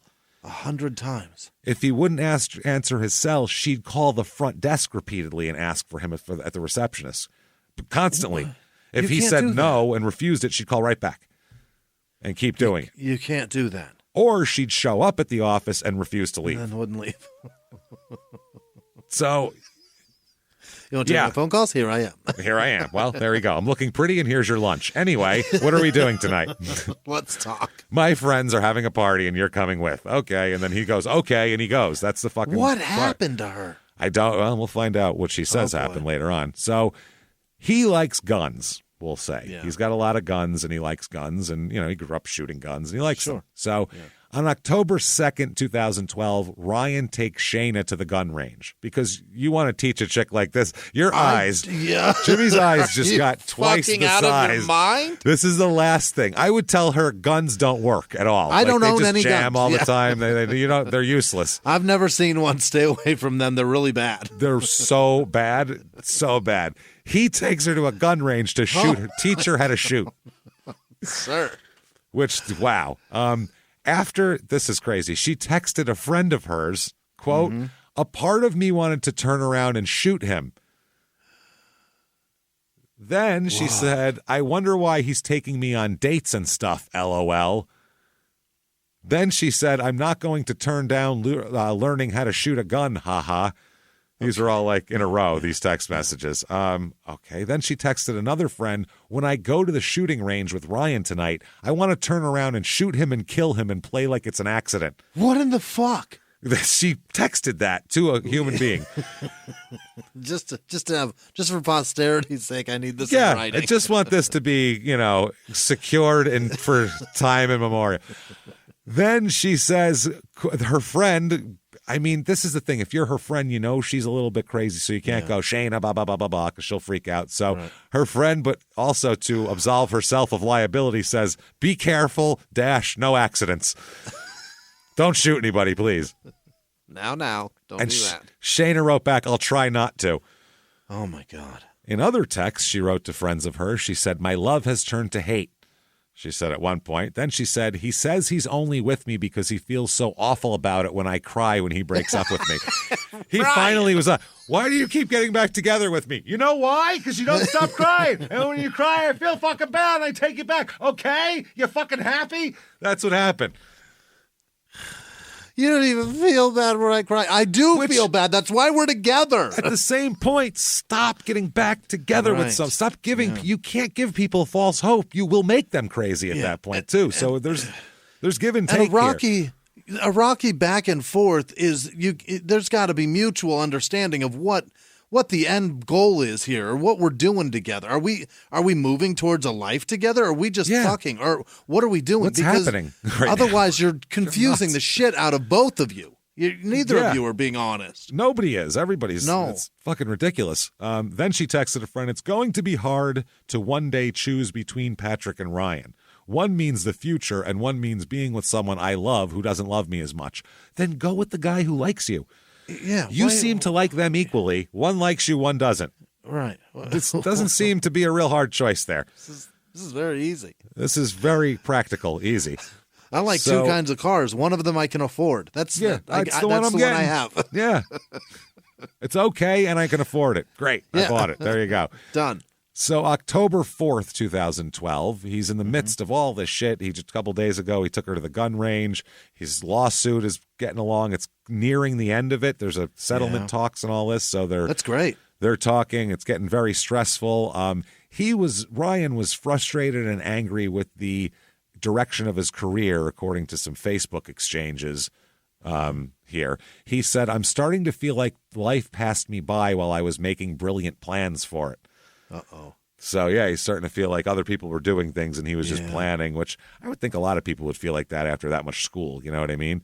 Yeah, he probably also, because of the advent of social media, he's seen what his friends have done since high school and since college. And these are all, these are all go-getters too. That's what he's go-getter. And they're out just banging and being successful and they're happy. And he's got this shit. He's got a lawsuit boiling. It's a mess. Yeah. He gets very frustrated. At one point, the lawsuit with his former legal partner, he wrote to a friend that he wanted to, this is about his legal partner, quote, stomp on his head while he's drowning. Attaboy. That's right. That's about right when you're mad. Yeah. He also said he was so mad one day, he said, there's nothing I want more than to just scorch the and this is the thing, he didn't say on a text message to a friend, he didn't use fucking, he said F-ing. That's he didn't so much even work. curse in a text to his friend. Listen to what he's saying, too. Yeah. I want to just scorch the effing earth and leave this entire city in a pile of burnt rubble. You can curse. City. You can curse if you want to kill, 700,000 people. Go ahead and curse there. You want to burn down everything? All of it. The Cincinnati Reds, man. I don't care anymore. He might as Barry well Larkin's just... legacy. You want to torch That's it. Yeah, fuck Pete Rose. Fuck Joe Morgan. Johnny Bench can eat this cock. I don't care what you say. He doesn't care anymore. Just send a video of Phil Collins to him. That's it. Boomer Esiason, Barry Larkin, all of you. Eat dicks. Can Icky suck Woods can my shuffle balls. his ass off into the river. I don't care. Fuck him. I'll burn it. That's what Shayna has done. Yeah. Well, this is the lawsuit too. This is all about the lawsuit. Yeah. Oh, okay. He said also about these are all about his partner. He said, my brain has a tripwire in there somewhere, and if it snaps, I worry what could happen. Oh. So that's, he's talking some weird teetering. shit now. Yeah. He also starts looking for other chicks too. Yeah. He starts talking to a young lady in 2012 named Audrey Bolt. That is Bolt with an E. And if you look her up, you'll see she is the 2012 Miss Ohio. Hell yeah. Attaboy. A fucking smoke show, obviously. Wow. I mean, yeah, she's blonde, and she's fucking Miss Ohio, for Christ's sake. You thought Lauren was hot. Buckle up, Shayna. She's going to shit when she sees a chick with a sash on. Oh, my God.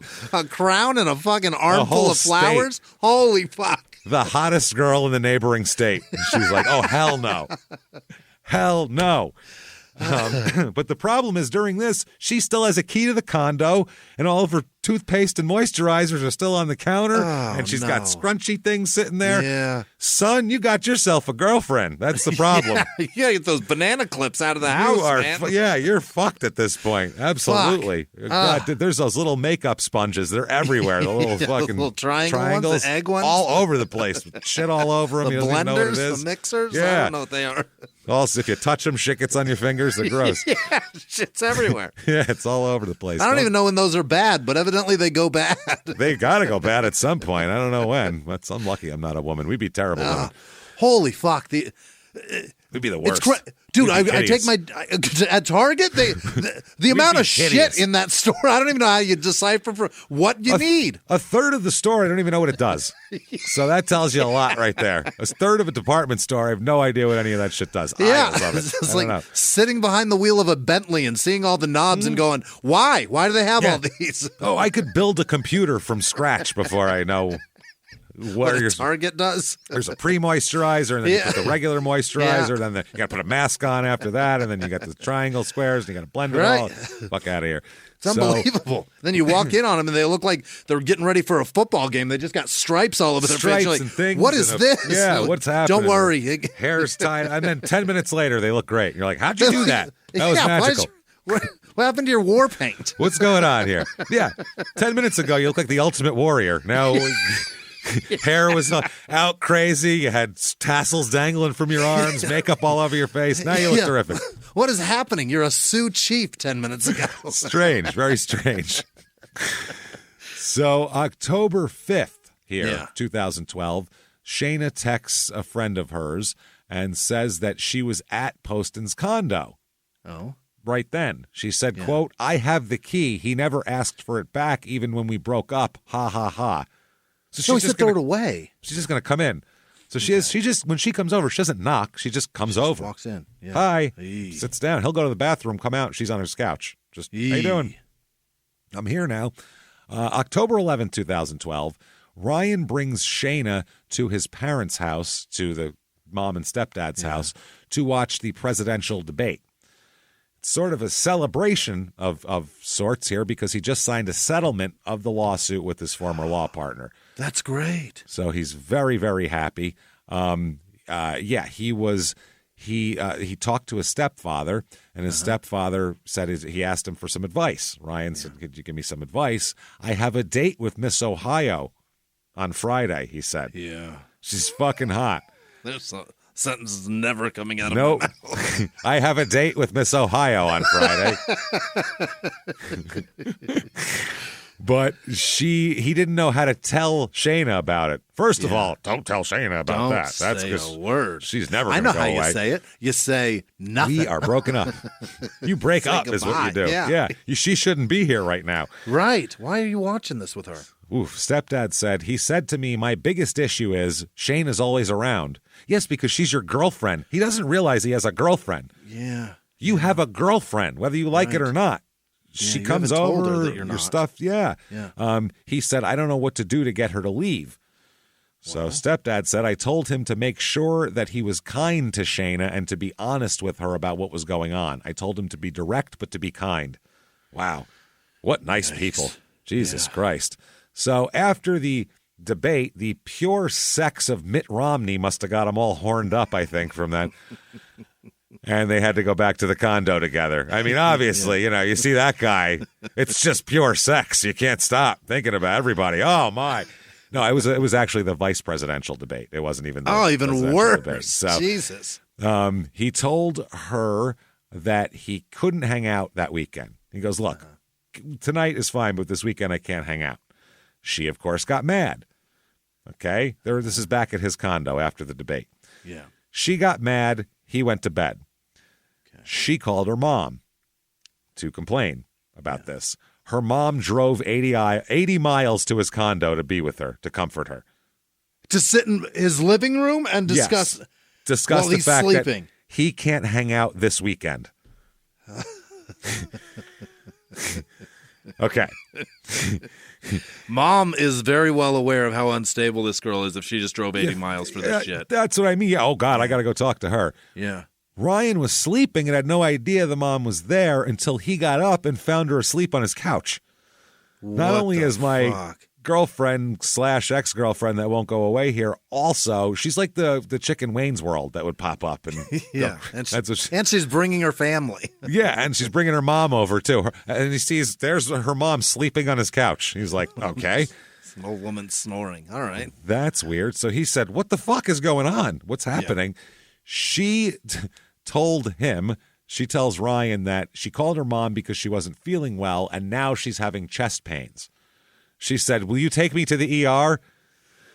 And he said, no, I'm not taking you to the ER. Let your mom take you to the ER if you want to go to the ER. This is crazy. Wake her up. Both of you get out. Yeah. So she leaves with her mom. She later texts him saying she got an EKG and they made her an appointment with some specialist for some valve problem, and she even got some kind of medication. She got a prescription for some kind of medication. Well, look, the good news is now you have heart problems, and I can't put up with that. So it's too tough. I'm going to put our relationship down. I'm a marathon runner. I need someone right next to me for all 26 miles. I'm sorry. Yeah. When she called her mother in the middle of the night, her mother said she was sick. She was in pain. There was fear in her voice. So she came over there. This is 4 o'clock in the morning she dropped. She came over. She called her mom at 4 a.m. and her mom said, I'm in the car. Don't worry about it, sweetheart. I'm on my way. Wow. She said Shayna was upset, didn't feel well when she arrived. He was in his bedroom sleeping. She said he was there, but he didn't emerge from his bedroom. He was sleeping. It was 4 o'clock in the fucking morning. The man's got a job tomorrow. Yeah, Jesus. She said that her daughter was visibly upset at the condo and that she feared her daughter might be having a stroke. She couldn't convince her to go to the emergency room, even though Shayna wanted him to take her to the emergency room. However, they just napped on the couch till mid-morning. So she didn't go to the emergency room? No. But she said she did. They spent the day together, her and her mom, gathering things from the condo, gathering her things because she was going to take them, and then going to the mall in Cincinnati. Hell yeah. Yeah. Met her mother. They had a nice meal at Bob Evans, as you do when you think you're having a heart attack. You go get some sausage. They went shopping at Dillard's in Kenwood later on. Oh, yeah. Not bad. Not bad. Anchor store right there back in the day. So, and also on her phone, too, she's searching symptoms for hypertension and medications prescribed for left ventricle hypertrophy. Oh. She's looking up what medication. Then she told him she got that medication. She's telling him left ventricular hypertrophy is what she has, and she's got a medication for it, and she's got to go see a specialist, which is... And this is what I'm taking. A thickening of the heart muscle is what that is. Jesus. So, wow, that is wild here. I don't even know what that's about. So early that evening, as that day goes on, her mom left her to visit family in Ohio, But she bought her daughter Shayna aspirin, filled up her gas tank, and told her to go to the emergency room if she started feeling ill again. Okay. She also testified later on that she thought her daughter was spending the night with a friend that night. So, this is October 12th now, 2012. Text messages indicate that this whole day, they're going back and forth, Ryan and Shayna, with texts. She says, "Ryan, I'm so sorry I was so emotional," she texts him. So, yeah, that's interesting there. That's how that goes. Honeymoon period, yeah. Yeah, and so, yeah, they're chatting. He's talking. He's at work, though. Mm-hmm. So he was talking with two of these other attorneys at the office at around 5:40 p.m., They said that Ryan told them he had plans with friends later that night, which actually he was meeting Miss fucking Ohio later that night. Right. He wasn't bragging about. That's how cool he is. Wow. He was at work with lawyers, not going, "Look who I'm going out with tonight." Yeah. Holy shit. Isn't this wild? Just some friends, Yeah, just hanging out with friends. Even if she doesn't like you, you just be like, "I went out with Miss Ohio." You're telling your grandkids like you were engaged 20, 30 years from now. Which Miss did you go out with? Tell me. Yeah, which you got? Miss who? Yeah. Miss what state? Fuck you. One of the lawyers there said he was going from 0 to 100, probably faster and better than any other young lawyer could have or could be imagined. He was that good at what he was going to be doing. He was excited about his future, and his future was very bright. Yeah. Doing great. He texts her, "I think I need some time by myself this weekend, Shayna," he says to her. She said, "I'll be by later to get some bath items and head to the Marriott." So she said, "Fine, I'll get my shit and I'll go check into a hotel." If you have a hotel, then that means you don't have another place to go. Therefore, not in that region. Okay, she lives. All right. Yeah, she's like, "Well, I'll just get my shit and I'll stay at a nearby hotel." She lives far enough away that wow, doesn't want to drive it or something here. So Audrey Bolt here, Miss Ohio. Yeah, they were supposed to meet for drinks and to play pool at a bar that night. Oh, she's cool. She's even cool. Yeah, that's what I mean. She's a normal chick. Get out. How about some drinks and fucking shoot some pool here? Oh, boy. They were supposed to meet at 8 p.m. at his condo, but she was running late, so they rejiggered the whole thing to meet at 9:30 p.m. at the bar.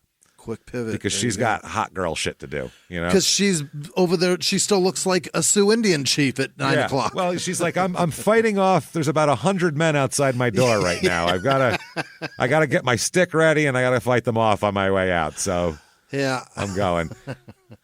She said she went to the bar at 9:30 and waited, but he never showed up. Wow, he's so cool. He stands up. Wow. Miss Ohio. She must have been like, "Are you fuck?" Imagine her sitting there like looking around back and forth. Like, is this for real? Are you? Look at me, everybody. I would keep my Miss Ohio sash in my purse for situations like this. I take it out, put on, spin it around like a terrible towel. You see this shit right now? Are you kidding me? Stand up, Miss Ohio. Hell no. So Vernon and Doris West, they live in the condo below Ryan. They said they arrived home at about 8:30 p.m. and they heard a woman weeping on his deck. That's what they heard. On the deck, just crying. Weeping is the way they put it. Then they heard the woman go back inside. Doris West put the time at about 8:45 or 8:50 is what she thought. Moments later, they heard two noises that they said sounded like fireworks. Yeah. Then they heard four more loud bangs. Wow. Followed by what sounded like something falling to the ground. Like a big, one of the big, which if you've lived in an apartment below somebody, you hear everything they do. They're going there, and now they're going to the kitchen. There you go. Get a snack, stand by the fridge, and you walk back to your couch. I used to do that. I used to just fucking do play-by-play of what the person above me was doing because it was so annoying.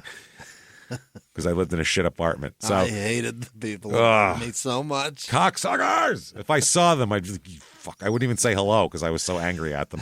I called security on them, so I got the dirty looks every day. Oh, good. Because I'm the asshole. I'm trying to sleep. I just took it and then gave them dirty. I was like, I have a right to give them dirty looks forever. And they can just assume it's something they've done. 2 a.m. and if I hear cinder blocks football being thrown around, I don't know what's going on up That's there. a lot. I'm calling. Yeah. I'm certainly calling. And they said, too, Vernon West said, the first 2 shots, I thought they might have been fireworks, but a few seconds later, I heard 4 shots. I knew that it wasn't fireworks. They said they didn't hear any arguing or any, like, you know, if two adults are fighting, because, by the way, Shane is 5'10". She's not a small chick either. So if 2, you know, decent-sized people are physically fighting, you're hearing above you and footsteps. I mean, you hear all that shit. And they didn't hear anything like that. It's loud. No screaming or fighting they didn't hear. They just heard these weeping, and then a couple minutes later they heard shots, 6 shots. 8:50 p.m., Shayna calls her mom. Yeah. Her mom said she was hysterical, terrified, in shock, beside herself. She was a mess. Yeah. So her mom told her daughter to call 911, tell them exactly where you are and exactly what happened, then call me back. Why aren't you driving that 80 again? What's happening? Yeah, we're beyond driving here. She can't clean this problem up. So Shayna calls 911 at 8:54 p.m. And here, I'll give you the back and forth. 911. She says, "Ma'am, I killed my boyfriend in self-defense." That's her opening. That's, oh boy. Terrible, which is so bad. And I'm only saying for when they do studies on 911 tapes and people who've charged with the murders that make the call or people that are investigated, the people that are usually completely innocent say, this is the address, this is what's wrong with the person, I need an ambulance. Their first course of action is to get this person medical attention. Render aid, right. Or if they're dead, to say they're dead, to say where they are. But if they start giving a story of how it happened, they start testifying, for Christ's sake. Then that's usually those people usually more times than not killed the person themselves. Yeah. That's usually what it works. So right or away, they I were killed in on it. something. I killed my boyfriend in self-defense is bad. So 911 says, "What did you kill him with?" Which is a great question that you want to know. Excellent. She said, "A gun, a loaded gun in the house." Well, I would assume it would have been loaded, or else you beat him to death with it. They said, "Can you tell me where the gun is right now?" She said, "The gun is in the house," which is, right. They said, "Where at, though, ma'am? Tell me where it's at." And she said, "I laid it on the bookshelf." 911 says, "Okay, what's your name?" "My name is Shayna Michelle Hubers." "All right, what's his name?"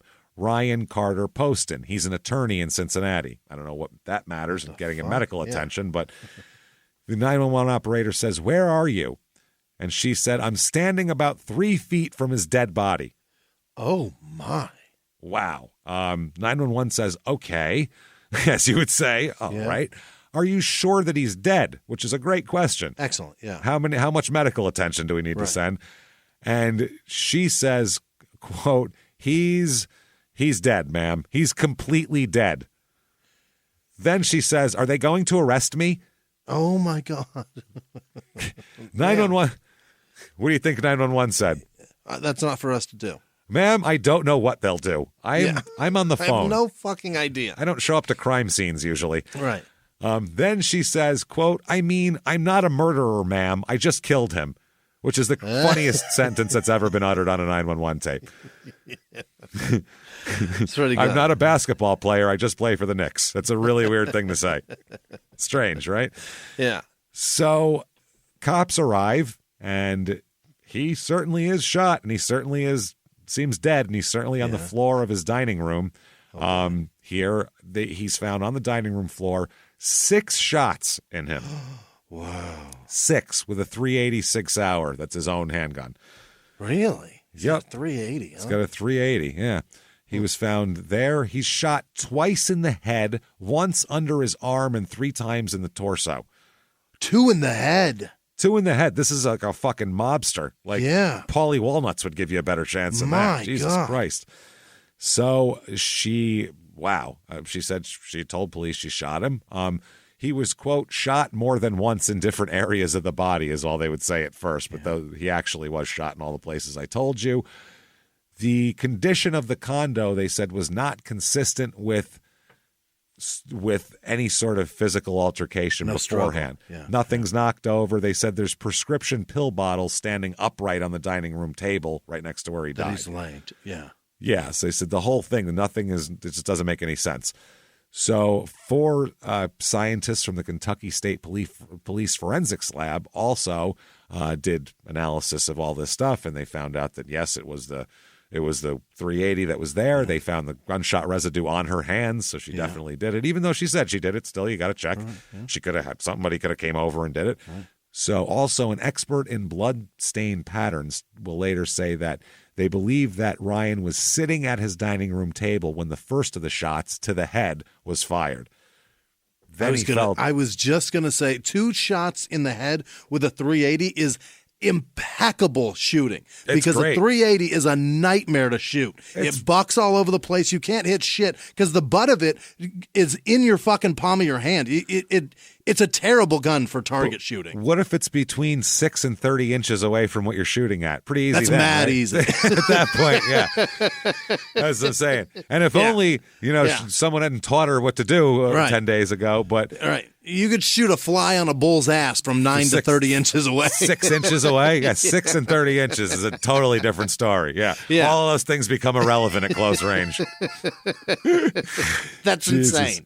So, they said he fell to the floor after that. Bullet fragments from the body were fired from the gun found. So they matched everything up. And also residue found on his shirt said the shots were fired at an intermediate distance, which could be from 6 to 30 inches away. So anywhere from 6 to 2.5 feet, which is still incredibly close. Closer than we are, and we're in the same room very close together. It's much closer. That's within arm's reach is what that is. Yeah, absolutely. That's right up against you. Someone could take a step back and boom, right there.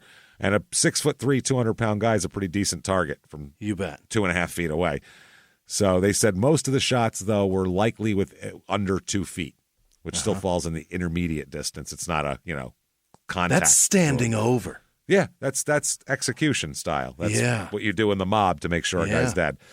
So after that day, the next morning, his dad was riding his bicycle when he got the call. Oh, Christ. Yep, he said he let it go to voicemail because he didn't recognize the number, and then he fucking pulls over after a while, with his bike and gets his message, and it says, "Mr. Poston, we have a body here which we think may be a member of your family," which is a terrible voicemail to get. He said he didn't return the coroner's call right away because he said doing that would make it real. He said, "I started riding in panic. My head was coming up with any other scenario than which my heart was telling me the truth." He said 3 minutes later, Ryan's mom called. And he said, then he knew it was fucking, it was up. He said, I knew my child was dead. He said, literally in the blink of an eye, everything that you've known your whole life is forever gone, just destroyed. It's fucking horrible. Yeah. These are a nice family. He's even he didn't say, fuck that crazy bitch, kick her out of your house. He said, be nice to her, be kind. Be honest with her. She's obviously emotional and you don't want to, that's, man. So they get Shayna into the police department here because she's saying it's self-defense on the phone right away. So a lot of this is going to come from an interrogation, what she says happened, and we've seen this. This is how you figure out if someone's lying. So if you've ever watched these interrogation videos, there's a million of them on YouTube, and they're the most fascinating thing there is, first of all. Fascinating. It's truly fascinating. Never fast forward. This is the thing. In the beginning, you'll see them sitting there by themselves for a while, and then you'll see a cop come in and they read them their rights for fucking 5 minutes, and they say yes, yes, yes, and then it starts, right? You want to watch that behavior that happens before anybody comes in the room and when they're in there by themselves, because they do weird shit when they're by themselves. And like in the David Simon homicide book, they talk about they'll leave people in there for an hour and a half just to watch them to see what they do. Do they relax? Do they do this? Do they bang on the door? What are they doing? Sometimes they'll talk to themselves. Sometimes they'll confess to themselves while they're in there. It's happened all the time. Right. People sit there and go, why the fuck did I kill that guy? What am I going to tell him? You're in an interrogation room in 2015. You don't think they know?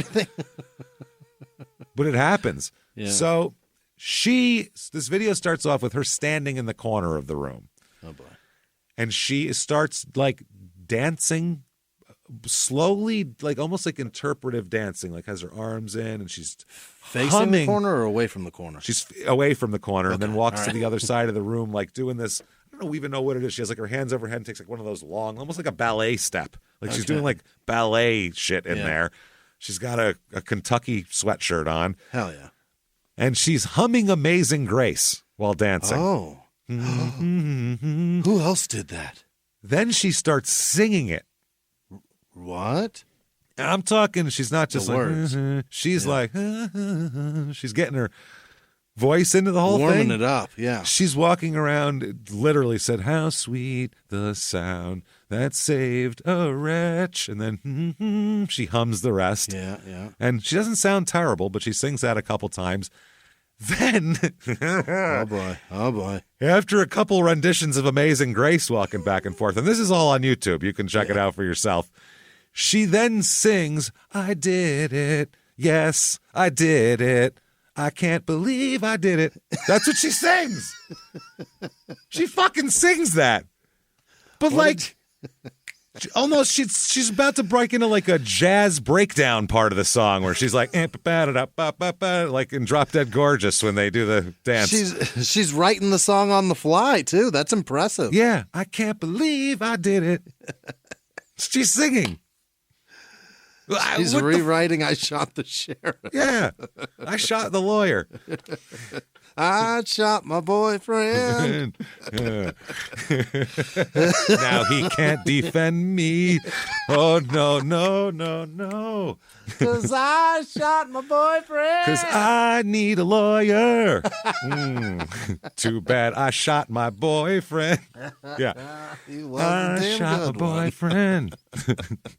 Wow. She should have stuck with No Body, No Crime. She'd be much better off. Wrong song, sweetheart. Same guy. So then there's one, and the cop comes in, and they're talking to her, and basically they just sit there, and she just talks, and it's fucking fascinating. Yeah. She's just... She's going. Oh, yeah. She says, quote, and, I wasn't doing anything that was mean. I was like begging him to stay in the relationship and be with me because I knew that we were truly loved each other, Ryan had told me he loved me and wanted to be with me. I guess somewhere along the way that grew to hate. He was screaming how much he hated me. I don't know if anyone will ever want to marry me if they heard that I killed my boyfriend in self-defense. And she starts laughing. What? I don't know. She doesn't say it fast like I'm saying it. I'm just going through it. But she literally says, there's this long pause, and she goes, I don't know if anyone will ever want to marry me if they heard that I killed my ex-boyfriend in self-defense. That's exactly how she did it. Babe, You are never mind marriage at this point. Then she said, somebody very nice will marry you in there. And the cop is stone-faced. They're not laughing. It's just some female cop. She's not laughing with her. Right. And she says, quote, this is Shayna, quote, not funny, but... Because she just laughed and no one else laughed. Hot girls are used to when you laugh, everyone laughs with you. Like this is a different environment. Tough spot here. Jesus Christ.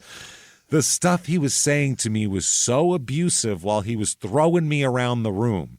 I'll never forget it. I think in the midst of that, my love turned to hate.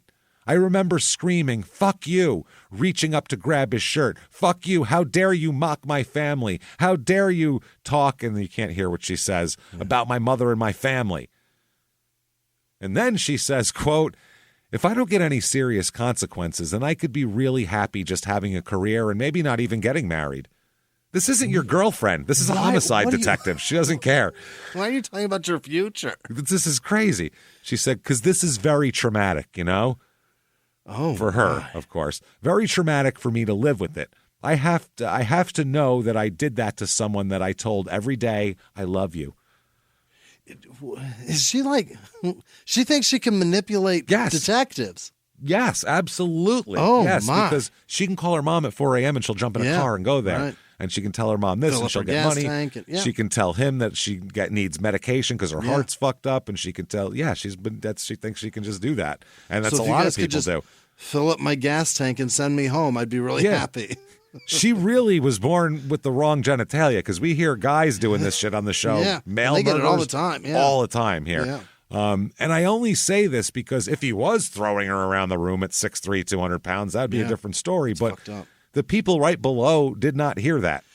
Didn't hear anything. And if you didn't hear that, then that didn't happen from below you. It just didn't. That would have to be. They didn't even hear screaming. Nothing. Right. There was no fuck you. There was none of that. And his love turned to hate, and he was throwing you around and screaming then my love at you. turned to hate. You know how that goes. She's saying this love turns to hate shit so much. Oh, even in the texts in the past and then in her interrogation, that's a phrase she has locked and loaded. Yeah. Love turned to hate all the time. That might be the name of the show. I think that's possibly the name of the show. It's certainly in the running. She said, quote, he was screaming at me. He had his hand on the table and he wasn't completely standing up. He was like this. He was sitting. So he had just like kind of when you like half get up when you're just about to get up. He was like this. Literally, that's when I knew he was dead or close to it. The twitching. And that's it. I love him. I still, even though it hurt, and then inaudible made me loves him. Something in me loves him. Yeah. But I couldn't stand to watch him twitch. Ew. That's why she said she shot him more. What? She shot him 4 times because she wanted to put him out of his misery because he was twitching and it made her uncomfortable. What a wild thing to say out loud. Wow. I couldn't stand to watch him twitch. She then said, quote, I don't want to go to prison. Well, no shit. I'm sure you don't. I don't want to go to prison. I don't think I deserve to. I didn't go over there intending to shoot Ryan. I went over there with the best of intentions. I love you. Let's work this relationship out. And he was screaming and hitting me. He resorted to violence. He said that by the way, that she has no marks of any physical attack on her whatsoever. Yeah. He's a big fucking guy. If he's fighting, you're gonna feel it. Yeah, she said he was hitting her and throwing her around the room, and there's no anything in the apartment or on her to say that. She said he also pushed and dragged her around and insulted her speaking voice and her family. Oh, her speaking voice. She said, quote, he said, you're just a hillbilly from Kentucky. She went on to say, and I am. I guess the hillbilly came out in me and I took up for myself. That's what she said. That's a hillbilly thing to say. Yes. I believe a bunch of the white girls did the same. So, meaning the wild and wonderful whites of West Virginia.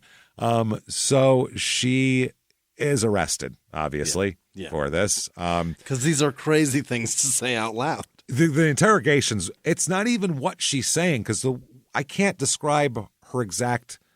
The way she says it is the crazy part.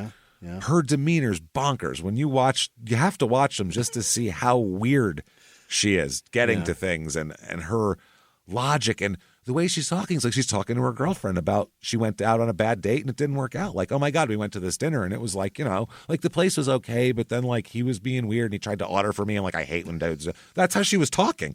So I shot him. So I just shot him, and then I didn't like to see him twitch. So I shot him more, and I don't want to go to jail or nothing. Awful. Yeah, Amazing Grace. She starts singing and shit. She's fucking nuts. So she's arrested. Her attorney said, "I'm not going to talk about the facts of the case, except to say that this is a self-defense case. The only thing she did wrong was having bad taste in men." Oh, he's a bad guy. He's a bad guy. She's a very young and kind person. She would never do anything violent, never has, never would. Rakuten is the smartest way to save money when you shop because you earn cash back at over 3,500 stores. Fashion, beauty, electronics, home essentials, travel, dining, concert tickets, and more. Your favorite stores like Lowe's, Levi's, and Nike pay Rakuten to send them shoppers. And Rakuten then passes on a part of that payment to its members as cash back. You're already shopping at your favorite stores. Why not save while you're doing it? It's a no-brainer. Membership is free and easy to sign up. Get the Rakuten app now and join the 17 million members who are already saving. Cashback rates change daily. See Rakuten.com for details. That's Rakuten. Your cash back really adds up. Escape reality and immerse yourself in a gripping tale of mystery, murder, and romance with June's Journey. Join June as she unravels the truth behind her sister's mysterious death and use your observation skills to find hidden clues and uncover dark secrets.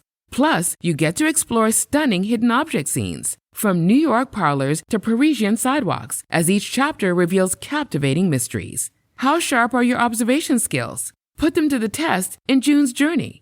Download for free today on iOS and Android. Okay, so the police This is Highland Heights Police Chief Bill Birkenhauer. He said it was an on-again, off-again thing from the start. She said it was obvious from the number of messages sent from Shayna Hubers as well as the lack of response from Ryan Poston that they were seeing each other on occasion, but Ryan was clearly trying to break up or limit the amount of time he spent with her. The family, his family, releases a statement saying Ryan's family is devastated by this loss. Ryan was as bright as he was kind, as principled as he was caring. His passing is an unspeakable hardship to many people. We ask that all of Ryan's family and friends, as well as our community, keep Ryan and those who loved him in their thoughts and prayers. So they said also, please keep in mind that the real victim in this tragedy is Ryan Poston. Anyone who ever knew Ryan knows her claims of self-defense are absurd. We look forward to the day when the truth comes out in a court of law, not from the mouth of a criminal defense lawyer trying his case in the media. Oh. Now, here's the thing, though, okay? The problem, if you didn't have those downstairs neighbors, her story could be very believable. Sure. Very believable, because if you called someone 75 times a fucking night, showed up at their office, showed up at their house, wouldn't leave, said this, did that, blocked and you people on just keep Facebook, participating. hacked into your accounts, eventually you might just be like, and fucking start beating the shit out of them. That might happen, and I could see that happening very easily. Just to even a normal person could fucking snap after a year of constant shit, you know what I mean? But that didn't seem to happen this night. The other part is like, he's participated in this for so long and stuck around for so long. It's hard to, without those people below, it's very easy to believe that he got into a situation where he just participated in the fuckery more and more and more. That's the other thing. Fucking, you get into it too. Yeah. You're fucking right. It's cyclical and it just keeps going. I'm going to make a very specific reference here that I hope people get. But do you remember Gloria, Tony's boyfriend, one of Tony's Gumars on The Sopranos? Oh, yeah. Gloria was the one that worked at the Mercedes dealership that threw the roast beef at him and hit him in the head with it, so shoulder. And she went over to Junior's. And Junior goes, "What are you eating, steak?" He sniffs it and goes, "What are you eating, steak?" He smells it. Fucking hilarious. Yes, the dream. Yes. Yeah, what do you want to see, this or this? That's why I'm dead. Oh, God, Jesus. Okay, but the type she was, the reason why Melfi, the psychiatrist, was like trying to warn him with her body language to not go out with her, her type of thing was, I will get you to fight because that's what I want, and I'll get you what I need. Yeah. Get to that point when she wanted him to fuck. That's why she picked Tony, because she thought Tony was a violent asshole that would do that. Right. So, not saying that that's Shayna's thing, but a lot of times a borderline personality, that's what they do. They need the combat. Conflict. Yeah. They need conflict. They need combat, and they want to just pull you down into this. Right. And they won't stop till they do. No, because that passionate emotion makes them feel valuable to this, because you've given them validation. Yeah, right. And now we're in conflict together. Yep. So a judge reduced her bond from $2 million to $1 million. $2 million cash or down to $1 million cash, or $2 million in property, either or. Okay. Nobody has that for her, so she's staying in there. Yeah. A few weeks after the funeral, Ryan's dad, went there alone, and he said police had taken everything that they needed to build the case, and that they turned the condo back over to the family. Yeah. And he said, this is terrifyingly sad. I laid down in his blood on the floor and I just screamed. I screamed at God, and I just screamed at everything while cradling his dog, Oliver. My God. He said they didn't even clean it up. No, they don't clean up your crime scene. That's on you. Oh, Jesus Christ. They get what they need, and then if you want to do whatever you want to do with that house, they have companies that do that. Yeah. But he said the blood stayed there, and I kept going out there. He just kept going. And after several visits, he finally just started scrubbing the blood off the walls himself. Holy shit. He said, I just felt this need to take care of my son like I had for years. I didn't feel like it was right for anyone else to do it except me. No one was going to do that but me. I didn't want some stranger coming in there and seeing what happened to my child. I wanted it to go away. Oh, my God. So he was getting it. That was his way of like cleansing it from his brain. Like, I want it out. That's his closure. Yep. So, okay, now we're going to get into this. Now the crazy comes even more. Now? Now, yeah. That's what I said. This has all been pretext to this shit. Now the pretrial comes out, and her defense is self-defense. So she's putting it out into the media and everything else like that. They also, this is another thing from the family, the Poston family. The father said, for them, this is entertainment, meaning the defense attorney. For me, it's the murder of my son. That's my boy. If my son were alive, if he knew what they did to his privacy and his dignity, he'd be deeply troubled by that. Because they were going into all of his life in much more detail, obviously, in a court case than anybody would hear. So he said that he worries that people come to know this as the Shayna Hubers case and not know his son, is what he said. Mm-hmm. He said, I don't want people to know him only as a murder victim. He was a beautiful man and a great son. Yeah. So at the trial here, the prosecutor is trying to show that the relationship was frayed. They were having problems. He's making plans to see other women and everything like that. Her thing, by the way, she's trying to say that they were, and this is a legal classification in the state of Kentucky, an unmarried couple. Oh. Unmarried couple means that if you say you're an unmarried couple and you're classified as that, then you can say you were a victim of domestic abuse, and it's a different thing you can kick in. You can kick in the battered wife syndrome and all that sort of thing. Common law shit. But she's not. They say that they rule that they do not constitute an unmarried couple. Yeah, they were because they're sort of maintaining seeing each separate other. Residences. Just because their genitals know each other very well doesn't mean they're married. And she said, I have toothpaste there, and I picked out the shower curtain. And they were like, that's not enough. So what? The jury's 8 men and 6 women. There's alternates, obviously, there, too. And the openings are, the prosecutor said, quote, Ryan wanted to stop dating Shayna Hubers. But Shayna Hubers did not want to stop dating Ryan Poston. She would not accept no as an answer. Yeah. Then they showed graphic photos of the crime scene with blood still pooled on the table, on top of the dining room table there. So they tried to say at one point, her defense team was saying that he was the shots were while he was standing up and laying down, but they show that he was obviously sitting at the table because there's blood all over it that looked like it would have happened right there. They showed, pictures of his dead body on the floor. Yes, so that's a big deal, is whether he was standing next to the table or sitting in a chair when he was shot. She says he was like halfway. Yeah. He was like halfway in a chair. So you have 3 possible things there, either in, out, or sort of both. So they... Yeah, and how are you going to say self-defense when the first shot is the man is in a chair? Or even if he's halfway out of the chair. If he's about to sit.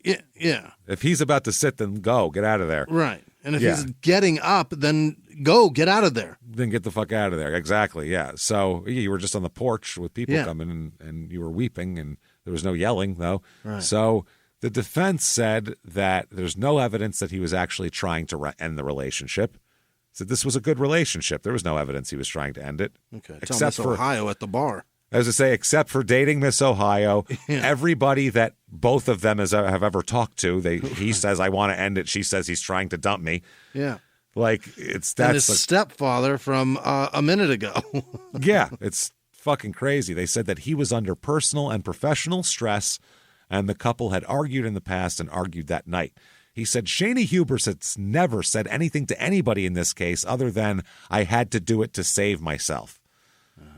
Okay, so the defense's theory is that he was he was a gun nut whose career was careening out of control, falling apart, and he took out his stress on his poor, innocent younger girlfriend. That was the defense. So they start building this case. They said that he was taking some pretty strong drugs to treat depression and anxiety. And they said also his age and the size difference. He weighs 75, 80 pounds more than her, and he's bigger, and he's older than her, and all that sort of thing. They said he beat her up that night, tossed her around, just made it so she had no choice but to shoot him that night. The police chief, though, testifies that the pair, because he has all their text messages, so he said that the pair also discussed what to order for dinner together as recently as a month before the shooting. And then he invited her to have dinner and watch the vice presidential debate the night before he was killed. So they went into all that. Now her cell, people from jail start testifying. They've been in jail with her. Okay. One inmate said that she joked about the shooting and discussed her legal strategy. Oh. And they asked her, did she ever laugh? And this jailed felon said, oh, yes. A lot. And they said, what did Shayna laugh about? And she said, about shooting him in the face and giving him the nose job he always wanted.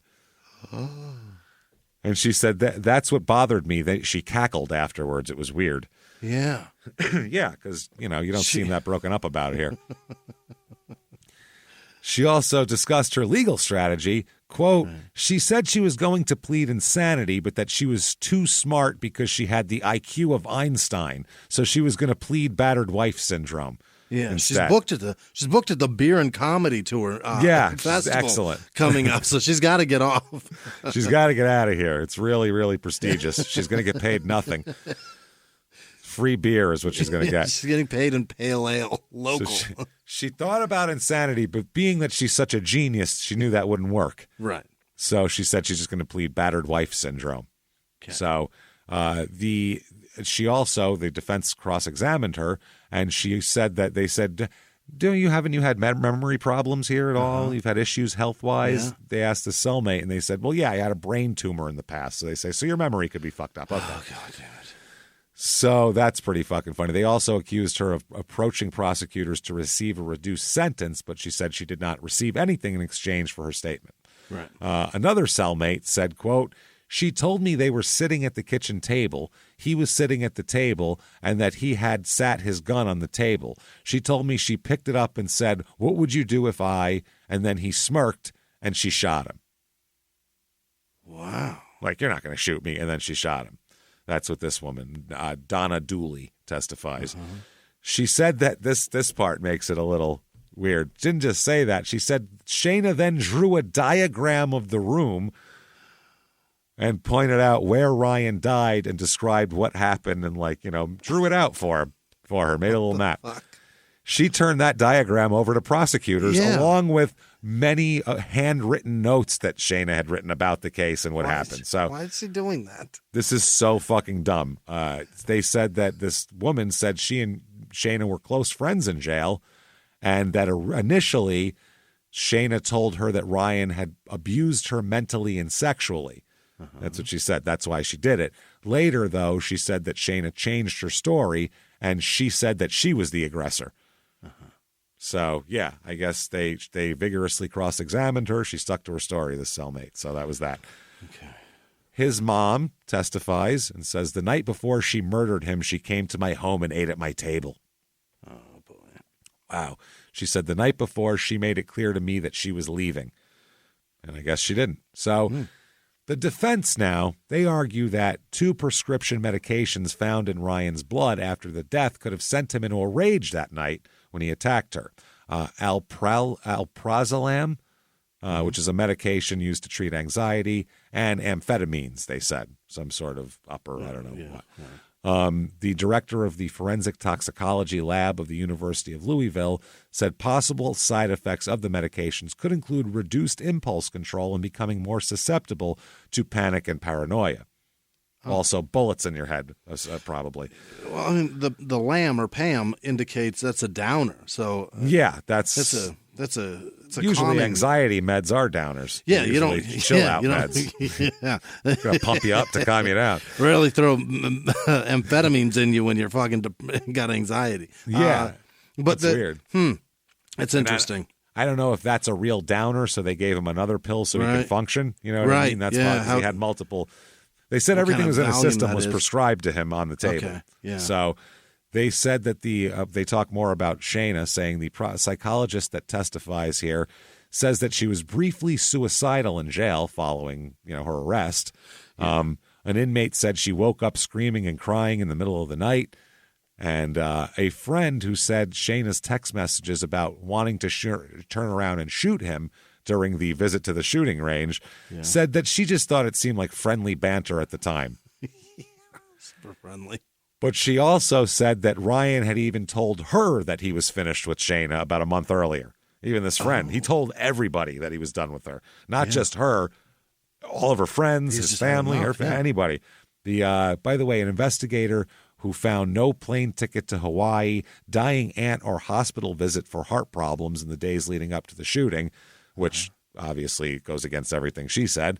And the forensics and ballistics people said that while there's no way of knowing which of the 6 gunshots killed him, they believe he was ambulatory or possibly in motion, and he could have been the aggressor when the first one struck. That's what her person said. Yeah.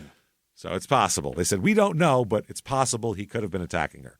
Yeah. Now, she has a psychiatrist testify that Shayna has post-traumatic stress disorder after she shot and killed him, PTSD, and a clinical psychologist testifies here saying that she exhibited symptoms of bipolar disorder as well. Mm-hmm. So they bring them in. Man, this is wild. So the doctor testifies that Shayna's behavior in the months following the shooting was consistent with someone who had witnessed or experienced a traumatic event. He blew a guy's brains out. That should be traumatic. Or if it's not, you're really weird. Yeah, if that doesn't affect you negatively, holy fuck, lock you up forever. For real, man. Or have you joined the fucking military or something, because we might need people like you in another place. Outside of our borders, please. Yeah, in some sort of beret situation. Yeah. Have you thought about the Navy SEALs, possibly? How do you swim? Yeah, you a good swimmer? He said this psychiatrist or psychologist spent a total of 12 hours with her, spread across 9 visits from November 2012 through June 2014. And he said she was very restless in the early meetings. At the time, she had difficulty sleeping. She was experiencing intrusive memories when you can't stop yourself from thinking about something you don't want to think about. You know, like everyone has. That's pretty normal, I think, or maybe it's just me. I don't know. Shayna also spoke about the shooting in the third person, he said. Oh, wow. Wow, that is really weird. Yeah. Then Shayna did this. Huh? Pardon me, Ricky Henderson. What are we talking about here? They also, in mid-December, this guy administered a 100-question survey known as a trauma symptom inventory that's used to help diagnose PTSD. He said, I felt it was legitimate and she needed to be medicated for those symptoms. He also administered psychological tests to assess her emotional state and whether she was completely competent to stand trial. She scored a 125 on the IQ test. Oh, so she is smart. Which is smart. So she should know better. Yeah. 95th percentile. Yeah. The average in the U.S. is 100. Oh. So, when you think, God, there's a lot of dumb people out there, think about it. Those are the people driving it down to 100. They must have a fucking 75. That's what's out there, everybody. Yeah. So he also told the jury that she exhibited signs of narcissism. Yeah. No. Yeah. Shocking. She thinks she's better than people? All right. Wow. He said she comes across as somewhat self-centered. She's a very intelligent woman with many academic achievements and wanted very much to talk about that. Wow. She wanted to say, listen, I know you're sitting here with me and I'm in jail and look like shit, but I'm actually very smart. I'm just a as smart as you. master's student, so just so you know. Yep. Just to let you know, I graduated. You know, I came loud in fucking psychology. I come loud. Yeah. I come loud as fuck. So he said, as I sat and listened, I realized she did not understand how that was perceived by others. No, she thought she thought they'd be impressed. No, she's got problems. Yeah. So he also diagnosed her, in addition to bipolar and PTSD, personality disorder with narcissistic features. And he also noted a history of alcohol and prescription pill abuse, but he said those were in remission due to being incarcerated. Oh, so she hasn't been able to get drunk. Booze or pills. So under cross-examination by the prosecutor, this guy acknowledged that some of her symptoms could also be consistent with being incarcerated and charged with murder. You know, not sleeping well, things like that. This guy, panic, afraid inmates are going to, rape you with a broomstick in the night, things of that nature. Fever dreams and shit. Prison stuff. So the doctor also listened to the 911 call that she placed, and he concluded she was in her right mind and understood what she was saying when she admitted to the shooting and described the physical altercation that led up to it. So that's what's out there. They know she shot him. The jury just has to decide, was he trying to attack her or not? Yeah. And there's little to zero evidence of any physical altercation between them. All we have is we don't know, but maybe. Yeah. She didn't even have like a stretched out sweatshirt neck. Like she was fine when she showed up. So that's weird. The verdict comes in 5 hours of deliberation, which is a good amount of time, actually. Yeah, it's a good chunk. So they're talking about it, and they find her guilty of murder. Have to. This is far from over, by the way. Really? Oh, yeah. So during her sentencing phase, they hear from Ryan's sister and also Shayna's mother. Shayna's mother's name is Sharon, so I almost said Sharon's mother, Shayna, and I would have been backwards. So Sharon testified about her daughter's long list of academic and civic achievements as an honor student, an athlete, and a vocalist. Yeah. Said she's exceptionally smart. She came loud, degree in psychology. She's doing great. They said ask the jury, please take her character and clean record into account, saying 20 years in prison would give her a chance to rehabilitate herself and get her out pretty early for parole. Let's get her out in 12, everybody. You know what I mean? But the prosecutor asks for life in prison. They want. Okay, yeah. She said, quote, however, when you are that smart, maybe you should be held to a higher standard. You know better. You can think through options. Right. Which is a good point. They brought in Ryan's sister, who said that Shayna had created a void in her family that can never be filled. She said, you never get to say bye. When you never get to say bye to someone, you know that they were that they were in so much pain, your heart is breaking. Your heart actually feels like it's crumbling in your chest. You feel empty. I never got to say goodbye to my brother. I never got to hug my brother one last time. So Shayna testifies as well in the sentencing phase. Whoa. They give her transcripts of her interrogations to go over. Well, what about when you said this and all that kind of thing? Everything. She talked about a lot of text messages back and forth between them. Mm-hmm. They asked her, what did you tell the police officer when you asked specifically, when he asked you specifically, is that your residence? She said, I don't live with him. That's what she told the cop. Oh. So, yeah. So they said, you cooked and cleaned for him. You are his food delivery lady, is what they said.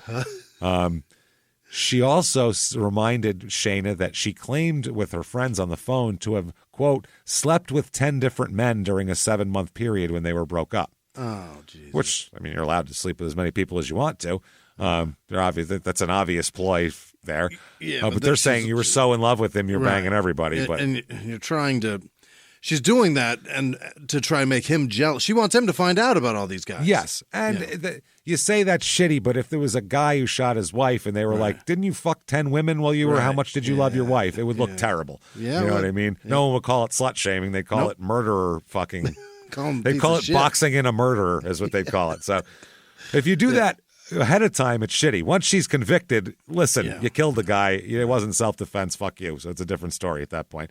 She shot back, quote, I may have slept with 10 different guys in 2012, but I don't see how that's relevant to any of this shit on the stand. To any of this shit. Hillbilly coming out. This is her sentencing hearing. God damn it. She doesn't know. Wow. That is wild. So her attorney asked if they slept together, engaged in sexual relations, went out on dates, and Shayna said yes. She also said she had a key to the condo. She described how they took in a kitten for a time. She said that, by the way, a psychologist had testified during the sentencing that she had extreme difficulty with rejection as part of her psychological makeup. Yeah, that is interesting here. So the judge called the killing as cold-blooded as an act as I've seen in the more than 3 decades I've been in the legal system. Wow. And said, I never heard a word or saw a look from you that said, I'm sorry. Right. Where are you at? Ma'am. Mm-hmm. Yeah, you said, this shit. Right. You called my courtroom shit, is what you did. This shit. You, ma'am, may fuck off 40 years. That's pretty good. Not bad. But it's I don't like putting a number on it. It's tough. Yeah, that's when it's tough. Like that. Yeah. The comments she's made, I don't like it. She tried to get the unmarried couple status because that would allow her for earlier parole consideration. Okay, but the judge ruled they were not an unmarried couple. They were just 2 people. Yeah. And so she is eligible for parole, her first hearing in 20 years. Okay. So she could do 20, which would still, she's going to be like 42 when she gets out at that point. That's nothing. That's young. Yeah. Ryan's dad, Jay, said, since Ryan's birth, I gauged my well-being by this. He said, my plan in life was I would be with my son. I would be a doting grandfather, and that was my whole focus. My name ends with this. He was my lineage. He was the last of me. They don't have another son. That's the last son. She killed And the Simba. 3 daughters are from the mom, so he's got nothing. He's got nothing. No. He said, my sole purpose in life for these last 3 years was to bring justice to my son's name. Now I have to find the next stage. He said he hasn't gone to therapy and doesn't think he will go. He said he's not sure he wants to get better. Mr. Poston, he's not sure he wants to feel the pain. Don't do that. Well, to him, if the pain goes away, then his son's gone. If he feels the pain, then his son's still there in some way, shape, and form. That's what I imagine is going on here. I'm not it's a a terrible way to but approach that. It's a painful. It's a way to just Unbelievably stick a unhealthy. fucking knife in your stomach and twist it every day. Every day. It's going to shave years off his life. Oh yeah, That's so fucked. He said part of that is the guilt. If you start getting better, if you're happy, you're doing a disservice to your child. I do know that's not true, but it's still there eating at you. I do find solace in knowing that one day I'll be reunited with my son. It's a shallow victory. Our son is dead, is what his mom said. Yeah. Jesus. And then Jay said, from the very beginning, we never for a second, any of us thought that Ryan did anything to deserve what happened to him. We got justice for him, and we can live with that because that's what we have to do. Nothing you can do. Yeah. Okay, 2016. No. Here we go. Okay. It comes across, she's filing an appeal and hires a new lawyer. Right. Now, while this lawyer is looking over everything, because they go over every inch of the case to see it, she says she recognizes one of the jurors' names, but she couldn't put a face to it. Is it Miss Ohio? No. Then she sees the juror and recognizes him immediately as a former client of hers. Now, back in 1992, when this juror was 30 years old, he was $8,249.30 back child support payments. Yeah. Okay, so he was charged with, quote, flagrant non-payment of child support, which is a felony. Mm-hmm. The lawyer who represents Shayna in her appeal represented him in that case. Okay. The court set up payments. He avoided jail time and was put on probation. Okay. Now, this woman sees that guy was on the jury and said, holy shit, I recognize the name. I saw him and said, what are the odds? If I wasn't watching and paying attention, I wouldn't have seen it. If I hadn't remembered the name, if I hadn't been me, it's the weirdest. Like if it was any other lawyer, they wouldn't have known. After her findings, she went on to determine whether this juror's conviction was pardoned by the governor or if his rights had been restored. Otherwise, he can't serve on a jury. He can't be on a jury. He's a felon. Oh, so wow. She couldn't find any evidence of that. Oh, boy. So her next move, she went to the courthouse, filed a motion disclosing the finding and asking them to set aside the conviction and declare a mistrial and order a new trial.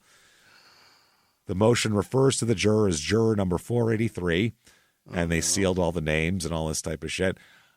So this is fucking wild. So they said, they found out that, yes, he was convicted of a felony. No, he wasn't pardoned.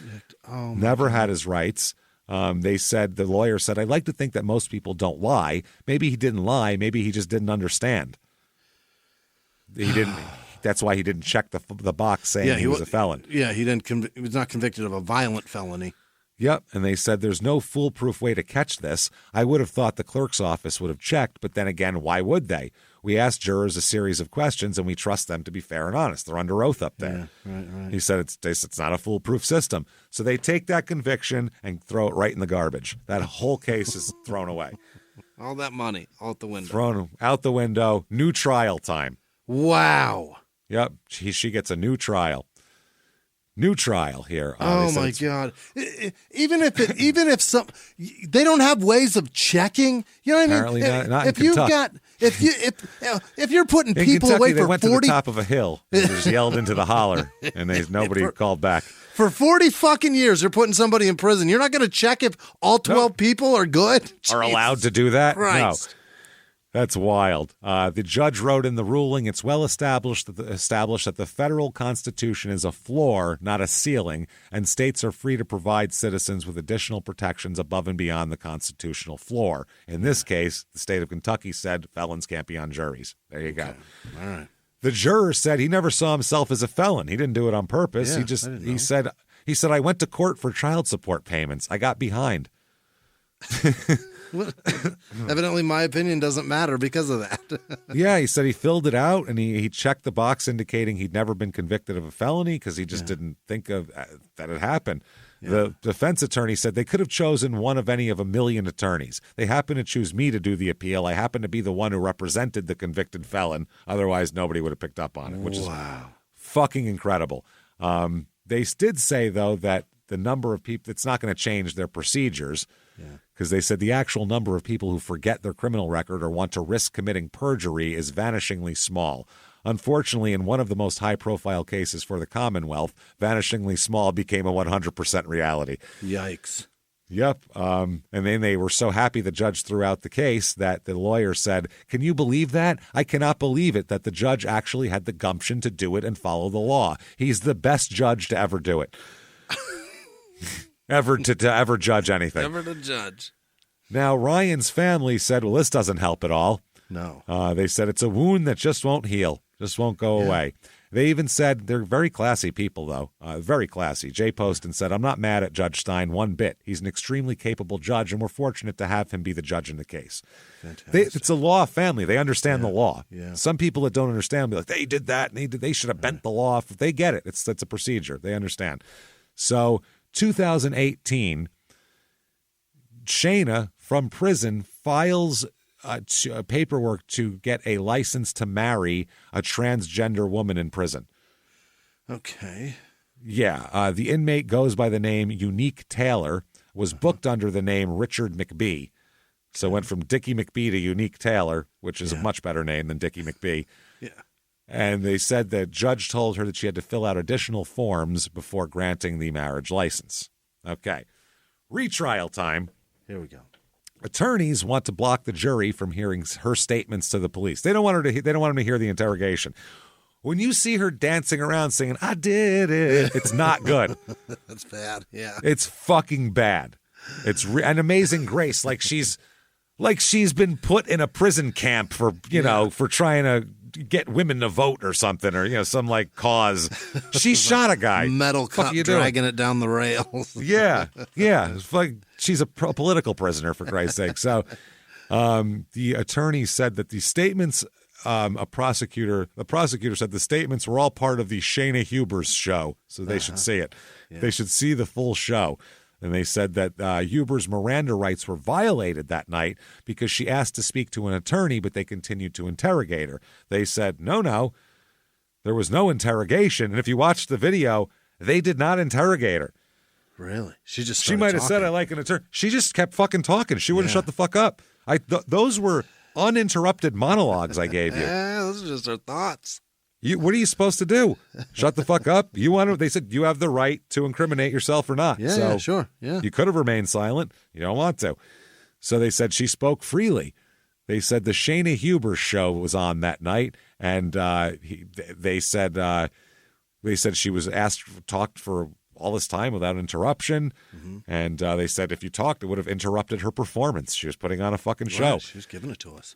Yeah. She said, just to recap, I don't want to go to prison. I don't think I deserve to. I didn't go over there intending to shoot Ryan. I went over there with the best of intentions and all of that. That's what she said. And also you're a hillbilly from Kentucky. Right. And the hillbilly came out in me. So she wanted stick up for, I decided I took up for myself. That's what it was. So they want to change a venue, saying the local media sites have played clips from the original trial around this area, and they're everywhere. Yeah. And so they said that's destroyed her presumption of innocence and all that sort of thing. The problem is, in an effort by the defense to move the trial out of northern Kentucky, it was discovered that they had a petition with 122 signatures. The notary of these 122 signatures, Brittany Young, admitted that she forged all but 3 of the signatures she notified. Brittany. So, So that's not useless. great. Yeah. She's got a new defense. Okay. Papa got a brand new bag, motherfucker. Hell yeah. She says the defense is focusing on the relationship. In the opening statements, her attorney said in the year and a half that Hubers and Poston were dating, Shayna never had an orgasm. Didn't expect me to say that, did you, everybody? God Everybody damn out it. there who just stopped and looked at their phone or their car thing that you're hooked up to and said, what the fuck did he just say? Yes. She never had an orgasm. What does that have to do with this? Nothing. We'll find out. This is crazy. Remember when I said, here comes the crazy? This all is crazy. This murder is just pussy frustration, you guys. It's pussy frustration. She never reached an orgasm and went to extreme lengths to please him sexually. Okay. They said the level of scrutiny on their relationship was not. They're saying now they're really going to push in an area they didn't push into in the first trial. Oh boy. The defense still says that she shot him in self-defense, but now they're saying they're putting the jury into a world of two deeply flawed persons in an unhealthy relationship, quote unquote. Okay. So now they're saying it wasn't like he's a good guy and she's good and he just had a bad night and she shot him. Now they were both just bad people, but he's worse. He's a And monster. she can't come. And she can't come. He Even though can't she was make her cum loud. Yeah. She graduated can't come loud in 2011. She graduated cum laude and he can't make her. So that deserves That's a couple of shots. A mess. So in the openings here, the prosecutors said that they wouldn't try to paint Ryan as the perfect boyfriend, but they do insist that he wasn't abusive. It doesn't say you have to be a nice guy and a good boyfriend or else you're allowed to get shot. Right. It's someone's in fear of their life, they can shoot you. That's it. You can be a dick otherwise. You can Oh my text them and God. say, fuck off. That's fine. This country would be a wasteland of men's bodies No. if it was you can't make her It come, would you look die. like- forget it. Look at Antietam battlefield, every city, every town, every front lawn. So they said that she shot him because he was trying to end the relationship, and that's what happened. Now, the defense says on the first night that they met, Ryan was sexually and physically violent to her. So now that he sexually assaulted Day her the one. first night they were Day together. one. And after that, it took weeks for Shayna to respond to his messages, which isn't true, I don't think. So they also said that Shayna never had an orgasm while she was with him. God damn it.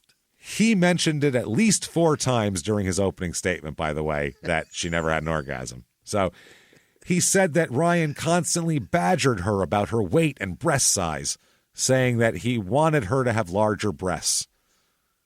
Okay. He said, quote, she could not reach orgasm. I never want this said about me. No, that was a constant theme in that relationship. There were extreme lengths to which Ms. Hubers would go to please Mr. Poston sexually. At one point, she got a shot in hopes that would help her get an orgasm. I don't know what orgasm, what orgasm injection you can get, but ladies, apparently there's a fucking injection that will make you come better. So I would get that if I were you. Was it for her or for him? Was it an For her. injection? An injection She got an that injection that'll make her come harder I didn't know. I mean, or come at all. Usually that's cock. That's it's a penile injection or a dildo or whatever you got there. But Jesus. they would break up, get back together. They would talk to other people. The relationship was flawed. Both sides will agree on that, they said. Yeah. On the night of the shooting, the prosecution said it was finally time for him to break up with her because she wouldn't leave him alone. She came over and blah, blah, blah. They said she was relentless in her efforts to stay with him. Yeah. Now, this trial has 11 women and 3 men on the jury. So there's your alternates in there, too.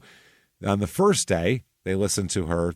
All of her stuff is in, by the way, her interrogation, text messages with friends, everything. On the first day, they listened to her describe the shooting, just as the prosecution promised. They said, you're going to hear her talk about it. And she does. The 911 call, the interrogation. They describe her as jealous, calculating, manipulative, and that she'd do anything to get what she wanted.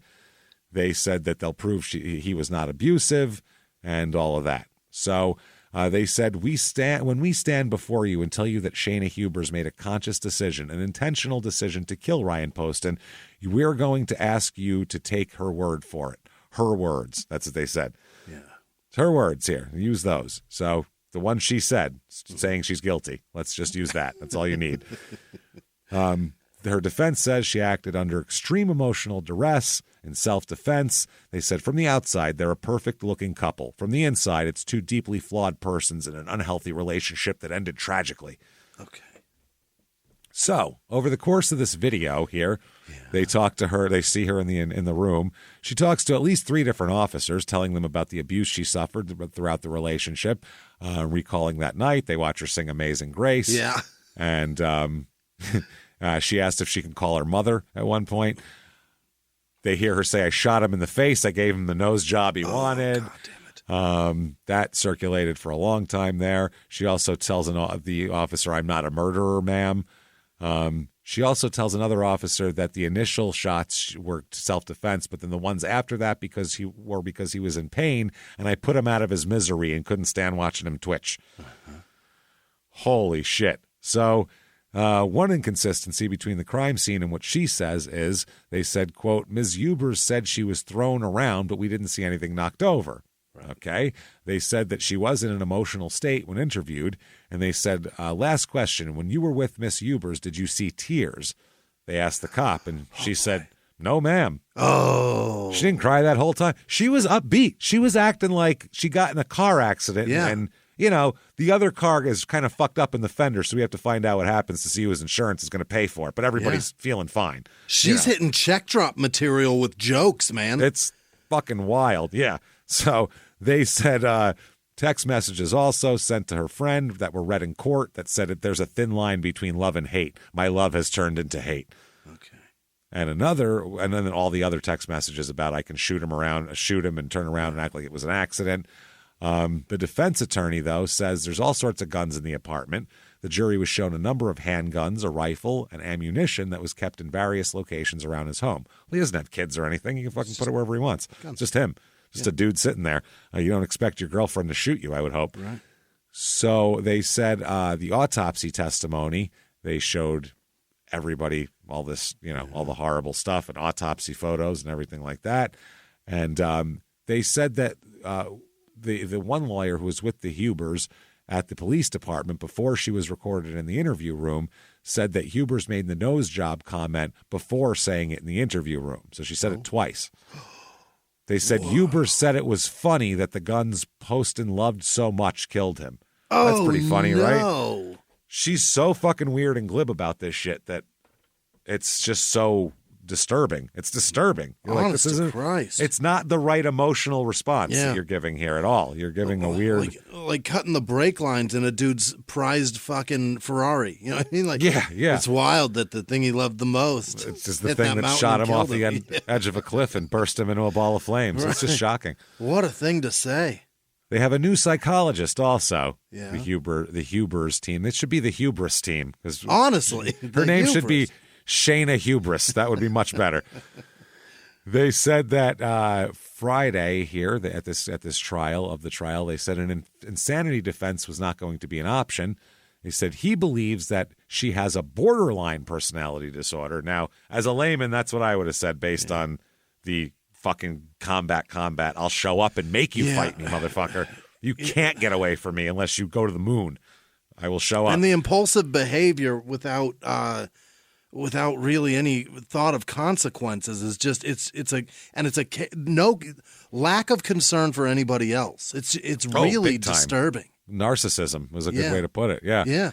They said that she was probably exhibiting signs of borderline personality disorder and complex PTSD when she shot her boyfriend here. She said the psychologist also said she was probably showing signs of secondary sexual abuse trauma and sexual dysfunction also, which showed up in her text messages. They said, did she know what she was doing when she shot him? Yeah. And the guy said, yes. Oh. So he said there's no insanity defense, not a chance. That's her psychologist said that. So this guy said he thinks some of Huber's behaviors including an unwillingness to leave an abusive relationship and frantic efforts to avoid abandonment, match a borderline personality disorder diagnosis. These 75 texts Huber sent to Ryan in 1 hour on a spring 2012 day and coming to his condo without an invite multiple times are examples of trying to avoid real or imagined abandonment. Yeah, and youthful lack of fucking arthritis. That is incredible That's a that she lot. can type that fast. So many. Hopefully it's all not misspelled voice to text. Right. Oh, Dude, that is more than one a minute. That is fucking fast. Yeah, a minute. Yeah, you're right. A minute, an hour. Wow. They said also becoming promiscuous, issues of a changing self-identity, and self-damaging behaviors, including drinking to the point of blacking out, are other ways she exhibited borderline personality disorder. Yeah, what the fuck happened to her? Now, she testifies and says that, yeah, she shot him in self-defense, but now she has a whole new story about, now she's talking about her background, saying that she was sexually abused as a child. Okay, that makes sense. That makes sense. I don't know what that has to do with shooting this guy. Yeah, it doesn't excuse a goddamn thing. But their defense is going to be then he abused her on their first night they met. Okay. So she testifies on the stand to being shoved into a bathroom stall at a high school football game and, quote, sexually molested at age 16. Yikes. I don't know if it was by an adult, by a fellow student. I don't know what happened. She also testified she was molested by a slightly older female friend in her mother's walk-in closet when she was 5 years old and in kindergarten. So some other kid who had been abused, that would be. They said that there's circumstantial evidence to support that the day she shot him was a PTSD anniversary of when she was sexually assaulted in high school. So they're saying that was an anniversary of it. So this never came up before, by the way. No kidding. This is the first time. Prosecutors pressed him about the prior testimony. Also, she testified that her father touched her breasts when she was a child. Yeah. Now, this psychologist said he spent 7 hours at the home of her parents, Sharon and Robert Hubers, and the psychologist said he did not ask her father whether he touched her breasts when she was a child. He said, quote, "It was quite obvious when I was talking to him that he was a significantly mentally ill man." Then he asked the parents together about the breast-touching claim, and, quote, "The answer was, I don't know what she's talking about, didn't happen," and something along those lines. Okay. So they also read text messages from Ryan at the request of the prosecutor, and during this, she said he was probably at the bar and she wanted to make sure she wasn't cheating on her. And then at one point, she said, quote, "He's such a loser, I swear to God he doesn't have a job, LOL." Because he's trying to go out with chicks. Okay. So when she testifies here, she pointed to her sex life with Ryan as the demise with him. She talked about also physical and verbal abuse from Ryan that started when they first met on her 20th birthday, April 8th, 2011, at a Lexington, Kentucky bar. After dating him, she said that he was upset at her inability to orgasm with him. I mean, if it's that big a deal, fucking fake it. If you don't care and he's all up in arms and you're like, listen, I don't give a fuck, then just fucking go, yeah, it was great. Yeah, got it. Well, great. Jesus Christ, we've had whole sitcom episodes about this. It's very possible. If you're certain, if it's going to drive you to fucking murder, he's got to be concerned with it. I'm not saying you should have sex with him over and over again and fake it, but if you like the sex and don't care about the orgasm, but he gets upset about that and you want to make it different, then just fucking fake it for 5 seconds. Pretend. Who gives a shit? Yeah. And I've seen porn. and then they aren't fucking coming. And then like a month later be like, I haven't came in like a month. It's weird. And then he'll be like, oh, well, let's get it back to, I don't know. Then he'll work on it. But I don't know. Whatever. It doesn't matter. So she said that Ryan asked her about her sexual history. She said that she was molested sexually as a child and as a teen on a couple of occasions. She said that Ryan told her that talking about her history of abuse might help her orgasm. No. Maybe if like a psychologist to clear it out so that's not on your mind, and then maybe you can concentrate on that. But telling him about how someone diddled you isn't going to make you come harder. That's not foreplay. No. That's not foreplay. In 2012, they had a sexual encounter that went wrong. She said she refused his request for a specific sexual act, and everything that changed after that. Does she want to say what it is? She said it felt degrading. And she said, I didn't know if I trusted him.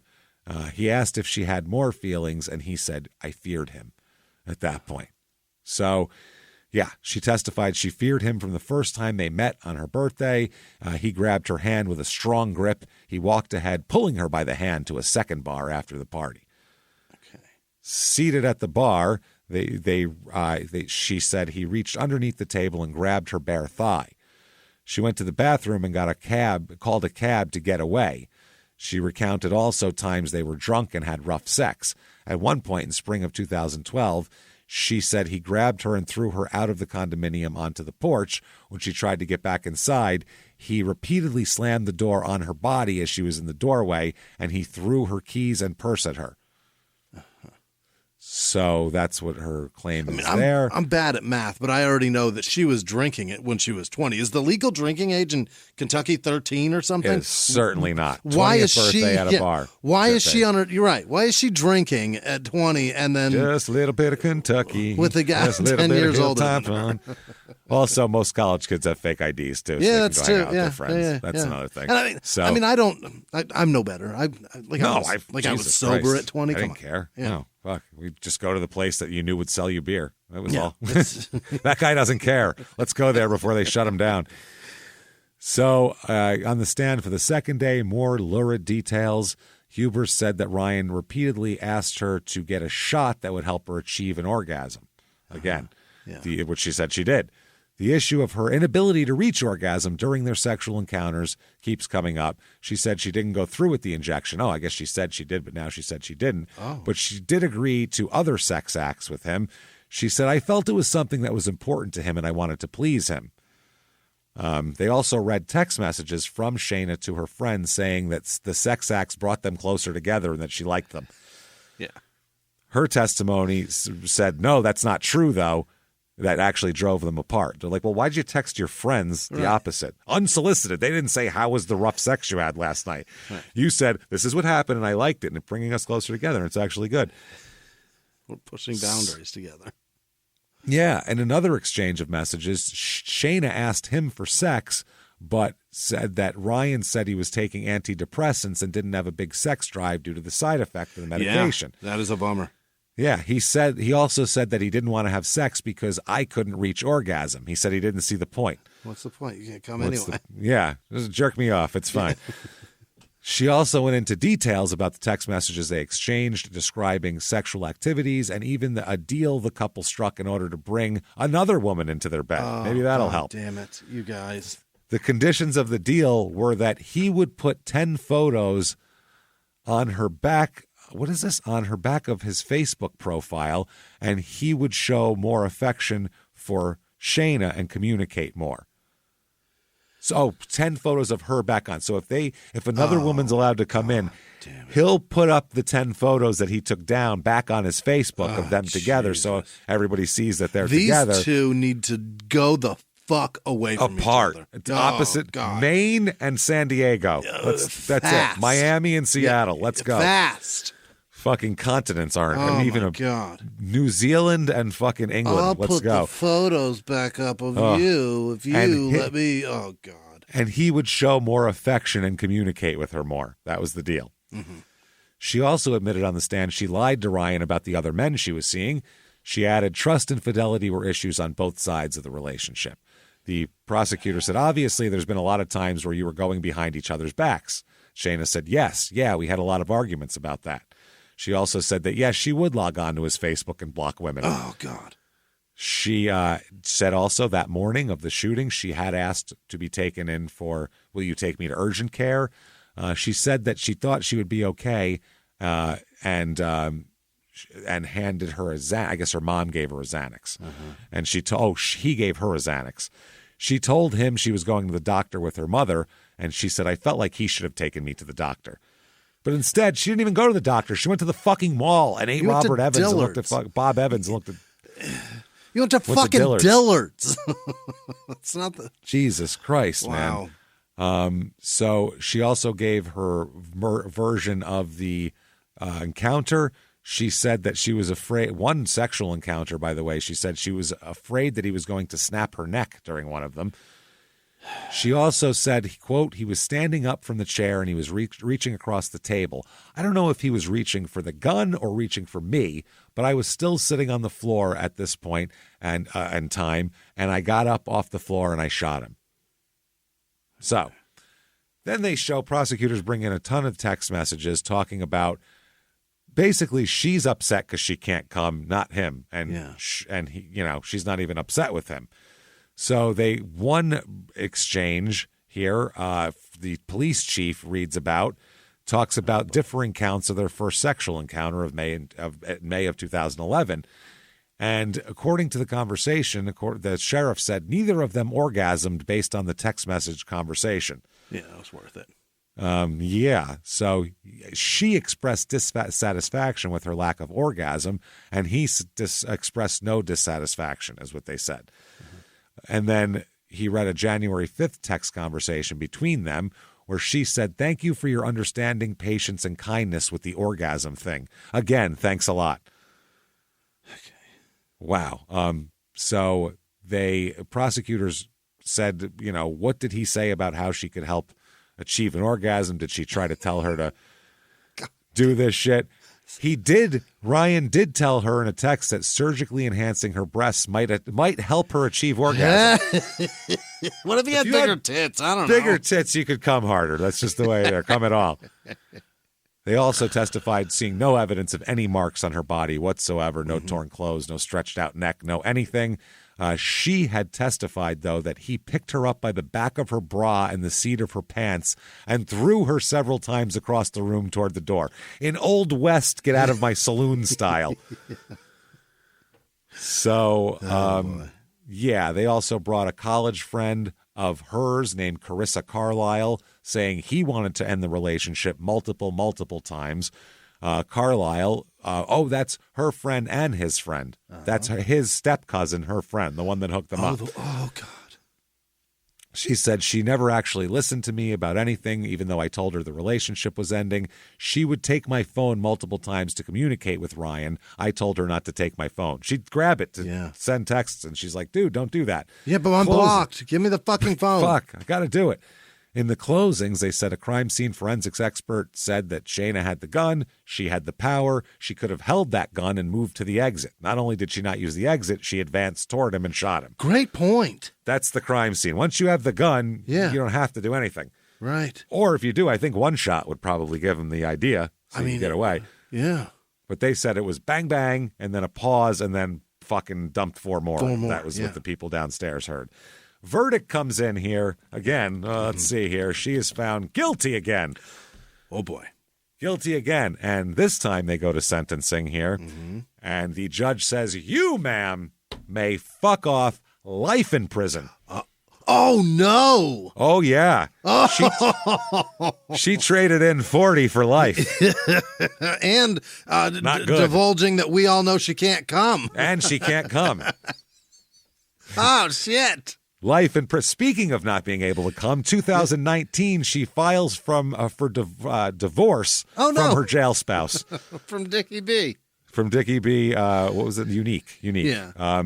Filed for a divorce here. She married Unique Taylor. On the divorce record, Taylor is referred to by her birth name. The divorce filing states Taylor now is not in prison anymore. Has now left, lives in Arizona, and is a tattoo artist. Is that right? That's right. So unique. You can get yourself I'm coming. Unique. I'm going to come get a tattoo. I'm going to guess Camelback 7th Avenue-ish area. Right. Yeah. I would guess. I'm going to guess Gilbert area. Maybe. Yeah. So they said in the papers that the marriage between them is irretrievably broken, and that's how that goes. 2021, her former cellmate comes out and says that this is fucking amazing. Shayna took notes on the Jodi Arias trial the whole time leading up to her trial. The Jodi Arias case. She loved it. She sang the same song. It's the exact same song. She is Jodi Arias, and that's what they did. They called her Kentucky Jodi Arias in the papers and stuff. And that's how it was. They said that she was obsessed with her, obsessed with fucking Jodi Arias. I hope Unique marries her. Yeah, Jodi Arias. Yeah. She said, when we were in jail together, Jodi Arias' case was a big thing, so anytime that would come on television, she would just write down every single detail of that case. She was so wrapped up in her case, comparing herself with Jodi Arias. Oh, my. And a 2016 article from Arizona, from KNXV, which is, 15? Channel 5, ABC. 5, called her the Kentucky Jodi Arias. And they said, they have one too. Yeah. Currently, if you'd like to get a hold of Shayna, you can absolutely do that by going to writeaprisoner.com. She is accessible. This is where we get the people for the prisoner dating game. Yeah. Would you like to hear her profile? Of course you would. Jesus Christ. Hello. Hi. I can't come. My name is Shayna Michelle Hubers, and I can't come.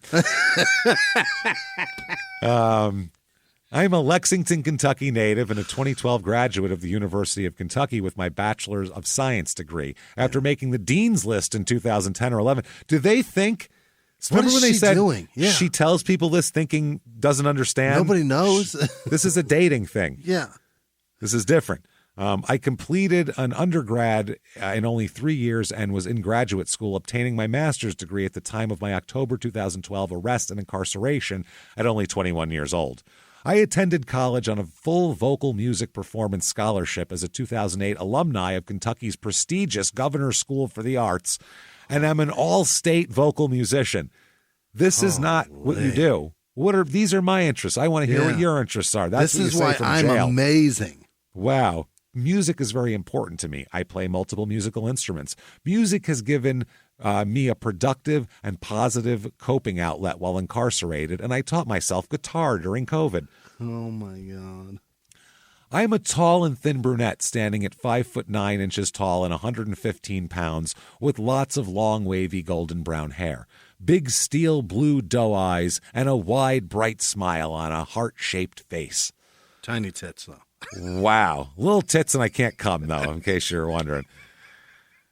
It has been almost 10 years now I've been locked away from the free world. Yeah. I was tried twice on the same court case. I'm praying for the best outcome as my case is still under review. She's appealing still. Mm-hmm. I have hope and faith for our future. Kentucky is also an interesting Commonwealth state with ever-changing laws and sentences. Is this anything about we should hang out? Nothing. I have grown much since the 21-year-old girl I was in October 2012 at the time of my arrest. I'm looking for someone who won't judge me by my past, but by the woman I've become. I'm so mad I didn't find her for prisoner dating. Honest she would Christ. be the perfect. Then you look at her case and go, oh, she's a boyfriend murderer who can't come. Perfect. And has little tits. She's hot. So they said, no one really knows or can explain what I've been through besides me. It can be hard to be judged by false conviction theories in the media used to obtain television ratings and a conviction and maximum penalty in court. Wow. The court doesn't care about the TV ratings, by the way. Not at all. They don't give a shit about that. I appreciate someone who can look beyond that to share intelligent conversation. Finally, what about you? Yeah. To share intelligent conversation and hopefully build a lasting connection and friendship. I've been through a heartbreaking journey, but I haven't given up on meeting someone true, loyal, loving, respectful, non-judgmental, and devoted. Waiting to hear from you, Shayna. You can keep on waiting. I have a feeling you might get a couple of messages out of this, but it might not be for dates. There you go, everybody. That's Kentucky, everyone. What a gal. And that is some wild shit. What a gal. I'll tell you something. Watch out, fellas. Watch out, fellas. She's on the loose. So if you like the show and you love the show and you want to tell everybody, please give a review on whatever app you're listening on. Yeah. It helps so much. Just tell everyone you're following instructions or these jerks made me do this. We don't care. The review really helps drive up the charts when you say and if something you're in a relationship like this, get the fuck out. Get the fuck out or figure out how to come. One of the two. Work on it. I don't know what to tell you. A lot of stuff out there. Yeah. Listen to Your Stupid Opinions. Please do. You can come across many of the very personal items that you may need to achieve this goal. Check that out. By the way, listen to that, Your Stupid Opinions, which is our other podcast. And I swear to God, and anybody can fucking challenge us. You will not get more laughs per minute from a show that exists in the world. Yeah. Check it out. Just give it one shot. If you don't like it, I don't know what's wrong with you, but I guarantee you'll like it. Check it out. It's too bad for you. Yeah. Yes, you have the James and Jimmie guarantee of you'll like it. We promise. It's fun. And also check out Crime and Sports, which you may like or you may not. I don't know. Maybe. We think you might like it, though. There's a lot of murder. Too. Check it out. Just like this, but with a couple of stats in once in a while. So check that out. Do that. You also want to follow us on social media. We are at Small Town Murder on Instagram, at Murder Small on Twitter, at Small Town Pod on Facebook. Follow all of that shit. You definitely want shutupandgivememurder.com. Tickets to live shows, everybody. Yeah. They're everywhere. Live shows. Get your tickets. Sacramento, April 5th. San Francisco, April 6th. You are up first. Get them right now. Virtual live show tickets are also there. Anywhere in the world April 20th. Where you are with internet. April 20th, the 420 virtual live show. We're going to be smoking weed. We have costumes. I'm going to scare the shit out of Jimmie with weird bongs and strange smoking apparatus. It'll be available for 2 weeks after that, too. So you can watch it as many times as you want. You can watch it later on. Do whatever you want with it. We don't care. That is shutupandgivememurder.com is where you get all that wonderful stuff. Patreon. Patreon.com/crime and sports. Could that be what you mean, Jimmie? That's the stuff. At Patreon, we're going to talk about Hans Niemann for Crime and Sports here. By the way, anybody $5 a month or above, you get all the back catalog, hundreds of episodes, new ones every other week. One Crime and Sports, one Small Town Murder. You get it all. This week, what you're going to get, Hans Niemann is the vibrator up the ass chess guy that they've been talking about. Evidently, that's how you get the king to knight's rook or whatever. That's it. And he's not the only guy that does shit like that. So we'll talk about him and other people who've done crazy shit like that in weird board sports. Great. Then I don't mean surfboard, skateboard. I mean game board on a table. Different. And then for Small Town Murder, we're going to talk about something that I've been so curious about for 30 years, and I just want to talk about it. D.B. Cooper and what the fuck that was all about. I know a lot of other people have talked about it and stuff. Yeah. We'll find some weird stuff and some weird angles. We always do. We always find some shit you never thought about. So check that out. Patreon.com/crime in sports. Get that. And you get a shout out. Absolutely.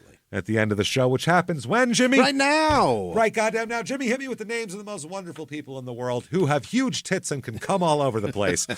Hit me with them right now. This week's executive producers are Jordan Bennett, obviously, Kyle Norweg, obviously, Chris Davis, obviously, Vanessa Sherry, and Susan Allwart. Thank you all so much for everything you do. You're tremendous. Other producers this week are Peyton Meadows, Iwana Itinje. Hey, Ewayne? nice. It's got to be Iwana. All right. Captain Lou Albino's Virgin Unborn Baby Goat Milk. I don't know what that is. Oh, wonderful. Terrific. Lou Albino? Is that from a show? I don't know. It's got to be from a show. Maybe we called somebody Captain Lou Albino. That's maybe. It might be from like fucking It's Always Sunny. I don't know. Florida Evans, because that's from a show. Good times. Grandfather Purple, Stanislav Huristov. Thank you, Stan. He said to call him Stan. Dan and Jen Ward, Alexandra McCurdy, Janice Hill, Braden Sorensen, Tyler Lafreniere. Lafreniere. All right. Ulysses Moore, Andy Kasparek. Happy birthday and engagement. Congratulations. Happy birthday. Don't get married. No, if it's bad, run. Joanne Summerfield, Alexis Stewart, Chia Chidozi, Anuo. Yeah. Chidozi. Chiadozi? All right. Penny Squatrito. Trent Tanner, Cody Beaver, Mike Suliger, Trent Fritzler, is that an L? It's an L. Fritzler, Leah Pine, Chris Petrifor. What the fuck is happening? You're having problems tonight. Everyone is worse than the next. They're all bad. Just all of Eastern Europe has fucking sponsored us this week. Theodore Jabara, Mike Schlabach, Travis P, Elaine Oldendorp, DS, C Dog, Ethan with no last name, John Bell, Jackson Price, Pam Smallwood, Joshua Kelly, Alexa Bettis, LaRue Williams, Hannah Ellen, Nick with no last name, Matt Lohr, Mackenzie Wilson, Jules with no last name, Mary Howe, or Howie, or Ho, Shellberries, Kristen Paltz, Beth with no last name, Nikki with no last name, Liz Webster, Jonathan Hawk. It's Hawk. Kevin Newton, Crystal Wilson, Leanne Landis, David with no last name, Karen Aronson, Emily Bryson, Lindsay Webb, Christina Beckett, Teresa Montgomery, Leah Harvey, Terry Gallant-Williams, Gallant maybe, Aaron Winland, Kathy Kramer, Esther Hedberg, Amanda Caswell, Lisa Pinheiro, Jack Ulrich, Dolores Millard, Kathleen Browning, Evan Post, Asia Fairs, I think, Katie Stone, Maddie Camp, Rabina with no last name, DJ Dixon, Brittany with no last name, Half Nelson got 2 patrons. Thank you so much. Thank you. Starla Hatfield, Sarah Harrell, Brandolyn Michael, Ashley Newhauser, Kendra King has 2 patrons. Thank you so much. Wow, Clave amazing. McCaffrey, I imagine they're getting from other people, just Maybe, signing yeah, up. Same name. I don't know. Molly K, Paul Sherrick, Mia Dufresne, Arbuckle Shucklefuck. All right.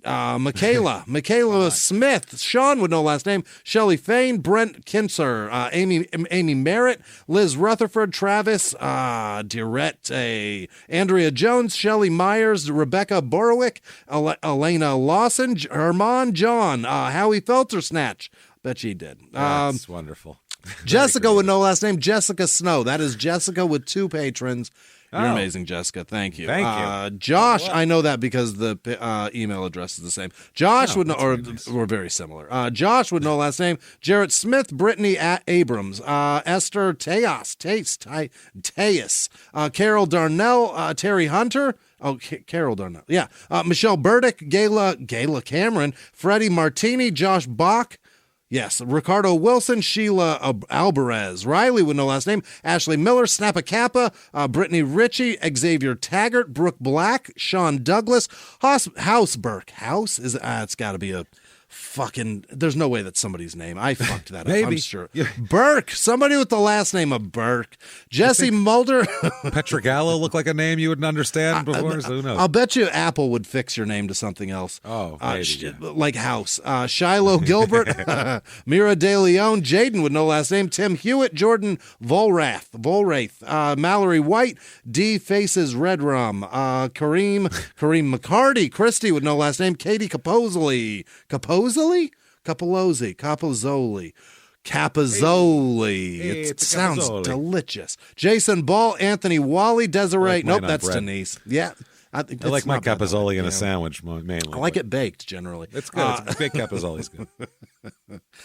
Denise Marie, Alexandra Wilson, Mimberclee, Anthony Wally. Did I say that? I think I did. Janae Uresti, Jillian Vandervoort. There you go. Austin Evans, Matea.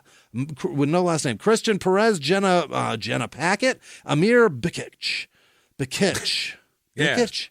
It's got a K in it. Angela Church, Kiara Carpenter, David Wilson, Elizabeth Masad, David Shepard, Tristan Berger, Bradley Fung, Bryn Karikis, Jahan Garam, P. Princess, yuck, Crystal Bray, Corey Newman, Kelsey Taylor, Brianna with no last name, Brady Hauger, Mark Riley, Kelsey Hatfield, Rigo Ortiz, Sarah Trowell, Brooklyn, and all of our patrons. You're amazing.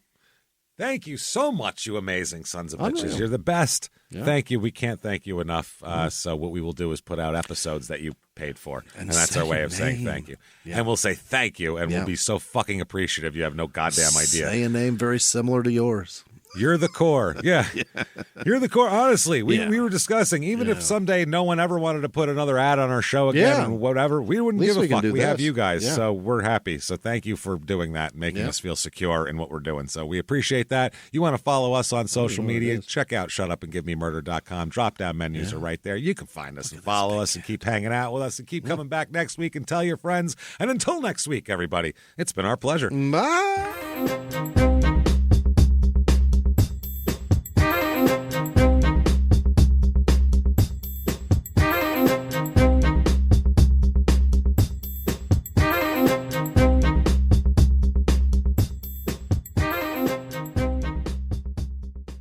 If you like Small Town Murder, you can listen early and ad-free now by joining Wondery Plus in the Wondery app or on Apple Podcasts. Prime members can listen early and ad-free on Amazon Music. Before you go, tell us about yourself by filling out a short survey at Wondery.com/survey. He was hip-hop's biggest mogul, the man who redefined fame, fortune, and the music industry. The first male rapper to be honored on the Hollywood Walk of Fame. Sean Diddy Combs. Diddy built an empire and lived a life most people only dream about. Everybody know ain't no party like a Diddy party, so. Yeah, that's what's up. But just as quickly as his empire rose, it came crashing down. Today I'm announcing the unsealing of a 3-count indictment, charging Sean Combs with racketeering conspiracy, sex trafficking, interstate transportation for prostitution. I was up. I hit rock bottom, but I made no excuses. I'm disgusted. I'm so sorry. Until you're wearing an orange jumpsuit, it's not real. Now it's real. From his meteoric rise to his shocking fall from grace, from law and crime, this is the rise and fall of Diddy. Listen to the rise and fall of Diddy exclusively with Wondery Plus